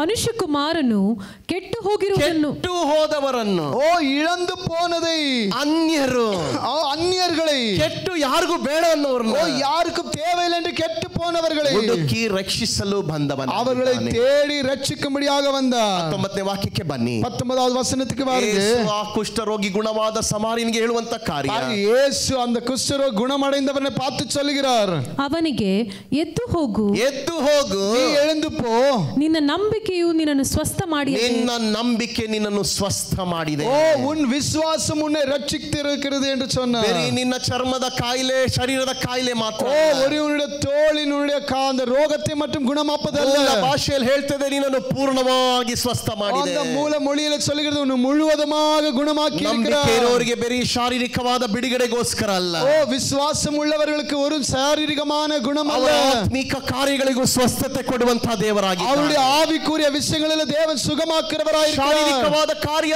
ತಾತ್ಕಾಲಿಕವಾದದ್ದು, ಮಾನಸಿಕமான ವಿಡುದಲೆ ಅದು கொஞ்ச ಕಾಲ ಈ ಲೋಕದ ಬಿಸಿನೆಸ್ ಹಣಕ್ಕಾಗಿ ನೀವು ಪ್ರಾರ್ಥಿಸುವುದು ತಾತ್ಕಾಲಿಕ. இந்த உலகத்தின் வியாபார வேலை பணங்களுக்காக கொஞ்ச காலம் இருப்பது ಈ விஷயம். ಲೋಕದ ಸ್ವಸ್ಥತೆ, ಮಕ್ಕಳ ಭವಿಷ್ಯ ಪ್ರಾರ್ಥಿಸುವುದೆಲ್ಲ ತಾತ್ಕಾಲಿಕವಾದದ್ದು. இந்த உலகத்தில் இருக்கிற எல்லா காரியங்களும் பிள்ளைகளுக்காக, அவருடைய காரியங்களுக்காக எல்லாம் கொஞ்ச காலம். ಆದರೆ ಯೇಸು ಅದಕ್ಕಿಂತ ಉತ್ತಮ ಕಾರ್ಯ ನಿನಗೆ ಕೊಡಲಿದ್ದಾನೆ. ஆனா இயேசு அதை பார்க்கிலும் உத்தமமானதை கொடுக்க விரும்புகிறார். ಆತ್ಮಕ್ಕೆ ಸ್ವಸ್ಥತೆ ಆಗಬೇಕು, உன்னுடைய ஆத்மாவுக்கு ஒரு சமாதானத்தை கொடுக்க வேண்டும். ಆತ್ಮದ ಸ್ವಸ್ಥತೆ ಆದರೆ ಅದು ನಿತ್ಯ ಜೀವಕ್ಕೆ ಕೊಂಡೊಯ್ಯುತ್ತದೆ. ஆத்மாவுக்கு ஒரு சுகம் கிடைத்தாது உன்னை நித்தியத்துக்கு கொண்டு ದೇವರ செல்லும். ಮಗುವೆ, ನಿನ್ನ ಆತ್ಮಿಕ ವಿಷಯದ ಬಗ್ಗೆ ದೇವರು ಹೆಚ್ಚು ಆಸಕ್ತಿ தேவ ಉಳ್ಳವನಾಗಿದ್ದಾನೆ. பிள்ளைகளுடைய ஆவிக்குரிய விஷயங்களுக்கு தேவன் மிகவும் கவனம் கொடுக்கிறவராக ಯಾರು இருக்கிறார். ಹೆಚ್ಚಾಗಿ ದೇವರನ್ನ ಸ್ತುತಿಸ್ತಾರೋ யார் அதிகமாக தேவனை ಅವರ ஸ்துதிக்கிறார்களோ ಬಯಕೆ ಆತ್ಮಿಕವಾದ ಕಾರ್ಯ. ஓ அவருடைய சித்தம் எல்லாம் தேவனுடைய ஆவிக்குரிய விஷயங்கள் ಯೇಸು இருக்கும். ಕೇಳಿದ 3 ಪ್ರಶ್ನೆಗಳನ್ನು ಗಮನಿಸಿ. இயேசு கேட்ட 3 கேள்விகளை பாருங்க. 10 ಜನರು ಗುಣವಾಗಲಿಲ್ಲವೇ? 10 பேரும் ಯೇಸುವಿನ சுகமடைந்தார்கள். ಬಳಿಗೆ ಬರುವ ಎಲ್ಲರಿಗೂ ಯೇಸು ಏನಾದರೂ ಒಂದು ಒಳ್ಳೆ ಕಾರ್ಯ ಮಾಡಿ ಮಾಡ್ತಾರೆ. இயேசுவின் இடத்தில் வருகிற அனைவருக்கும் தேவன் ஏதாவது ஒரு நல்ல காரியங்களை செய்கிறார். 9 ಮಂದಿ ಎಲ್ಲಿ? 9 பேர் எங்கே? ಅನೇಕರು ಬೇರೆ ಹೆಸರಿಗೆ ಕಾರ್ಯಕ್ಕಾಗಿ ಮಾತ್ರ ಮನುಷ್ಯರನ್ನು ತೋರಿಸಲು ತಮಗೆ ಶಾಂತಿ ಬರಲು ಸಭೆಗೆ ಬರುವಾಗ அநேகர் மனிதர்களை பார்க்கும்படியாக தங்களுக்கு நல்லது நடக்கும்படியாக தங்களுடைய சரீரத்துக்கு சுகம் கிடைப்பதற்காக வர்றாங்க. ಯೇಸುವಿಗಾಗಿ ಬರುವವರು ಕೊಂಚ ಮಂದಿ. இயேசுவுக்காக வருகிறவர் சிலர் மட்டும்தான். ಈಗ 10 ಮಂದಿ ಗುಣವಾಗಿದ್ರಲ್ಲಿ ಬಂದಿದ್ದು ಯಾರು? ಬೇರೆ ಒಬ್ಬ ಅನ್ಯನು ಮಾತ್ರ. பாருங்க 10 பேர்கள் சுகமடைந்தார்கள். ஆனா வந்தது யாரு? அந்நியன் மட்டும்தான். ಯೇಸು ಯಾವಾಗಲೂ ನೆನೆಸುವುದು ಕೃತಜ್ಞತೆ ಉಳ್ಳವರನ್ನು ಒಳ ಕರೆಯುತ್ತಾನೆ. இயேசு எல்லா அனைவரும் சுகமடைந்த அனைவரும் உள்ளே வர விரும்புகிறார். ದೇವರ ಇಚ್ಛೆ ಕೃತಜ್ಞತೆ ಉಳ್ಳವರಾಗಿ ನಾವು ಮಾರ್ಪಾಡಬೇಕು. தேவனுடைய சித்தம் நாம் நன்றி உள்ளவர்களாக நாம் மாற வேண்டும். ಆದ್ರಿಂದ ಇಡೀ ಸತ್ಯವೇದ ವಾಕ್ಯ ನಮಗೆ ತಿಳಿಸುವ ಕಾರ್ಯ. ஆகையால் இந்த சத்தியவேதம் வேதம் முழுவதும் சொல்லுகிற ಯಾವಾಗಲೂ ದೇವರಿಗೆ ಸ್ತೋತ್ರ ಮಾಡಿ. எப்பொழுது தேவன் நன்றி செலுத்த ಎಲ್ಲ வேண்டும். ಜನರಿಗಾಗಿ ಸ್ತೋತ್ರ ಮಾಡಿ. எல்லா ஜனங்களுக்காக ಸ್ತೋತ್ರ ಎಲ್ಲ பண்ணுங்க. ಸನ್ನಿವೇಶಕ್ಕಾಗಿ ಸ್ತೋತ್ರ ಮಾಡಿ. எல்லா சூழ்நிலைகளிலும் தேவனுக்கு நன்றி செலுத்துங்க. ಕರ್ತನ ಮುಂದೆ ನಾವೆಲ್ಲ ಎದ್ದು ನಿಲ್ಲೋಣ. தேவ சமூகத்தில் நாம் எழுந்து நிற்போமா? ಕರ್ತನಿಗೆ ಕೃತಜ್ಞತೆ ತಿಳಿಸೋಣ. கர்த்தருக்கு நாம் ஸ்துதி ಎಷ್ಟು செலுத்துவோமா? ಉಪಕಾರಗಳು ದೇವರು ஓ ಮಾಡಿದ್ದಾರೆ. எவ்வளவு நன்மைகள் தேவன் ನಮ್ಮ வாழ்க்கையில் ಮ್ಯಾಥ್ಯೂ ಹೆನ್ರಿ செய்திருக்கிறார். ಎನ್ನುವಂತಹ ಒಬ್ಬ ಸತ್ಯವೇದ ಅರ್ಥ ಮಾಡಿಸಿಕೊಡುವ ವ್ಯಕ್ತಿ. ஓ மேத்யூ என்கின்றவர் வேதாமத்தை புரிவிக்கிறவர் ஒருவர் சொன்னார். ಆತನೊಮ್ಮೆ ಪ್ರಸಂಗಕ್ಕೆ ಎಲ್ಲೋ ಹೋದಾಗ அவர் ஒருவர் பிரசங்கத்துக்காக போன பொழுது ತುಂಬಾ ಜನರ ಗುಂಪಂತೆ. ஓ அதிக கூட்டமா இருந்த ಎಷ್ಟೋ ಜನರು ಬಂದಿದ್ದಾರೆ. எவ்வளவு ஆட்கள் வந்திருந்தாங்க. ಈತನು ಪ್ರಾರ್ಥಿಸಿ ಪ್ರಾರ್ಥಿಸಿ ಜನರಿಗೋಸ್ಕರ ಬಂದಾಗ இவர் ஜெபித்து ஆட்களுக்காக வரும்போது ಅವರ ಪರ್ಸೆ ಯಾರೋ ಕತ್ಕೊಂಡು ಹೋಗ್ಬಿಟ್ಟು இவருடைய பர்ஸை யாரோ எடுத்துட்டு ಅವ್ರಿಗೆ போயிட்டாங்க. ಎಷ್ಟು ನಿರಾಸೆ. ಹಿಂತಿರುಗಿ ಮನೆಗೆ ಹೋಗಿ ಬಸ್ಸಿಗೆ ಚಾರ್ಜ್ ஓ ಇಲ್ಲ. அவர் எவ்வளவு கவலை அடைந்திருப்பார். மீண்டும் வீட்டுக்கு போகும்படியாக பஸ் சார்ஜ் கூட இல்ல. ಅವರು ತಕ್ಷಣ ಯೋಚಿಸಿದ್ರು, அவர் உடனே யோசித்தார், ನಾನು ದೇವರಿಗೆ ವಿರೋಧ ಮಾತನಾಡಲಾರೆ. நான் தேவனுக்கு எதிராக பேச மாட்டேன். ತಕ್ಷಣ ತನ್ನ ಮನಸ್ಸಲ್ಲಿ ಸ್ತೋತ್ರ ಮಾಡ உடனே ಪ್ರಾರಂಭಿಸಿದ. அவருடைய மனசுல ஸ்தோத்திரம் பண்ணிட்டு இருந்தார். ಸ್ವಾಮಿ, ನನ್ನ ಪರ್ಸ್ ಕಳೆದೋಯ್ತು, ನಾನು ಕಳೆದೋಗಿಲ್ವಲ್ಲ, ಸ್ತೋತ್ರ. ஓ தேவனே பர்ஸ் தாராந்து போயிச்சு, ஆனா நான் இன்னும் காணாம போகாம இருக்கேனே. ಇನ್ನೊಂದು ಪಾಯಿಂಟ್ ಹೇಳ್ತಾರೆ. இன்னொரு விஷயம் சொல்றாங்க. ಎಷ್ಟೋ ದುಡ್ಡು ಮನೇಲಿ ಇತ್ತು, ಕ್ರೆಡಿಟ್ ಕಾರ್ಡ್ ಇತ್ತು, ಆದ್ರೆ ಅದನ್ನ ಬಿಟ್ಟು ಬಂದೆ, ಪರ್ಸಲ್ಲಿ ಸ್ವಲ್ಪ ಮಾತ್ರ ಇತ್ತು, ದೇವರಿಗೆ ஓ ಸ್ತೋತ್ರ. தேவனே இன்னும் எவ்வளவு பணம் இருந்தது, கிரெடிட் கார்டுல அதெல்லாம் வீட்டில வைத்து வந்தனே, ಅದಕ್ಕಾக நன்றி ದೇವರ நன்றி ಮಗುವೆ என்று ಎಲ್ಲಾ சொன்னார். ಸಂದರ್ಭದಲ್ಲಿಯೂ ಸ್ತೋತ್ರ ಮಾಡಿ. தேவ பிள்ளை எல்லா காரியத்திலும் நேரத்திலும் தேவனுக்கு ಎಲ್ಲ துதி செலுத்துங்க. ಜನರಿಗಾಗಿ ಸ್ತೋತ್ರ எல்லா ಮಾಡಿ. ஆட்களுக்காக தேவனுக்கு ನೀವು ஸ்தோத்திரம் ಕೇಳಬಹುದು, பண்ணுங்க. ಕಠಿಣವಾದ ವ್ಯಕ್ತಿಗಳು ಅವ್ರಿಗಾಗಿ ಸ್ತೋತ್ರ ಹೇಳ್ಬೇಕು. நீங்க சொல்லக்கூட கடினமான ஆட்கள் எப்படி ஸ்தோத்திரம் பண்ண முடியும்? ಕಠಿಣವಾದವರು ಇದ್ದಿದ್ದಕ್ಕೆ ನಿಮ್ ಜೀವ ನಿಮ್ ಪ್ರಾಣ ದೇವರನ್ನು ಹುಡುಕ್ತಾ ಇದೆ. ஓ அந்த கடினமான ஆட்கள் இருக்கிறதுனால தான் நீங்க உங்களுடைய ஆத்மா தேவனை ಎಲ್ಲ தேடுகிறது. ಜನರಿಗಾಗಿ ಸ್ತೋತ್ರ ಮಾಡಿ. எல்லா ஜனங்களுக்காக ஸ்தோத்திரம் ಎಲ್ಲ பண்ணுங்க. ಸನ್ನಿವೇಶಗಳಿಗಾಗಿ ಸ್ತೋತ್ರ எல்லா ಮಾಡಿ. சூழ்நிலைகளுக்காக ஸ்தோத்திரம் ಎಲ್ಲ பண்ணுங்க. ಕೆಡುಕನ್ನು ಕೂಡ ದೇವರು ತಿರುಗಿಸಿ ಒಳ್ಳೇದ್ ಮಾಡ್ಲಿಕ್ಕೆ ஓ ಶಕ್ತನಾಗಿದ್ದಾನೆ. எல்லா தீங்கை தேவன் மாற்றி நன்மையாக ಓ, வல்லமையாக ಕೈಗಳನ್ನು ಎತ್ತಿ மாற்றுவார். ದೇವರಿಗೆ ಸ್ತೋತ್ರ ಮಾಡ್ರಿ. கரங்களை உயர்த்தி ஸ்தோத்திரம் ಎಲ್ಲರೂ பண்ணுங்க. ಬಾಯಿ ಬಿಟ್ಟು ದೇವರಿಗೆ ಸ್ತೋತ್ರ ಮಾಡಿ. ಎಲ್ಲರೂ வாய் திறந்து ಆತನು ஸ்தோத்திரம் ಮಾಡಿದ பண்ணுங்க. ಉಪಕಾರಗಳು ಏರಾಳ ಏರಾಳ. அவர் செய்த நன்மைகள் ஆயிரம் ಯೇಸು ஆயிரம். ಕೇಳಿದ್ದು ಮಿಕ್ಕಿದ 9 ಮಂದಿ ಎಲ್ಲಿ? இயேசு கேட்ட கேள்வி, இன்னும் அந்த மற்ற 9 பேர் எங்கே? ಯೇಸು ಕಾಯ್ತಾ ಇದ್ರು, ಎಲ್ಲರೂ ಬರುತ್ತಾರೆ ஓ ಎಂಬುದಾಗಿ. இயேசு காத்திருந்தார், ಎಲ್ಲರೂ ಈ வருவார்கள். ವರ್ಷದ ಕೊನೆಯಲ್ಲೂ ದೇವರು ಕಾಯುತ್ತಿದ್ದಾನೆ. இந்த வருஷத்தின் முடிவிலும் இயேசு ನಿನಗೋಸ್ಕರ ಎಷ್ಟು காத்திருக்கிறார். ಉಪಕಾರ ದೇವರು ಮಾಡಿದ್ದಾನೆ. உனக்காக எவ்வளவு நன்மைகளை ನಿನಗೋಸ್ಕರ செய்திருக்கிறார். ಎಷ್ಟು ಕಾರ್ಯ ದೇವರು ಮಾಡಿದ್ದಾನೆ. உனக்காக எவ்வளவு காரியங்களை ಅದನ್ನು ಮರೆತು ಬಿಡದೆ ಈ செய்திருக்கிறார். ದಿನವೆಲ್ಲ ದೇವರಿಗೆ ಸ್ತೋತ್ರ அதை ಮಾಡೋಣ. மறக்காமல் தேவனுக்கு நன்றி ಈ ವರ್ಷ செலுத்துவோம். ಮುಗಿಯುವಾಗೆಲ್ಲ ಸ್ತೋತ್ರ ಮಾಡ್ರಿ. இந்த வருஷம் முடிவதுக்கு எல்லாம் ಮುಂದಿನ ವರ್ಷ ಸ್ತೋತ್ರ ಪ್ರಾರಂಭದಿಂದಲೇ பண்ணுங்க. ಸ್ತೋತ್ರ ಮಾಡ್ರಿ.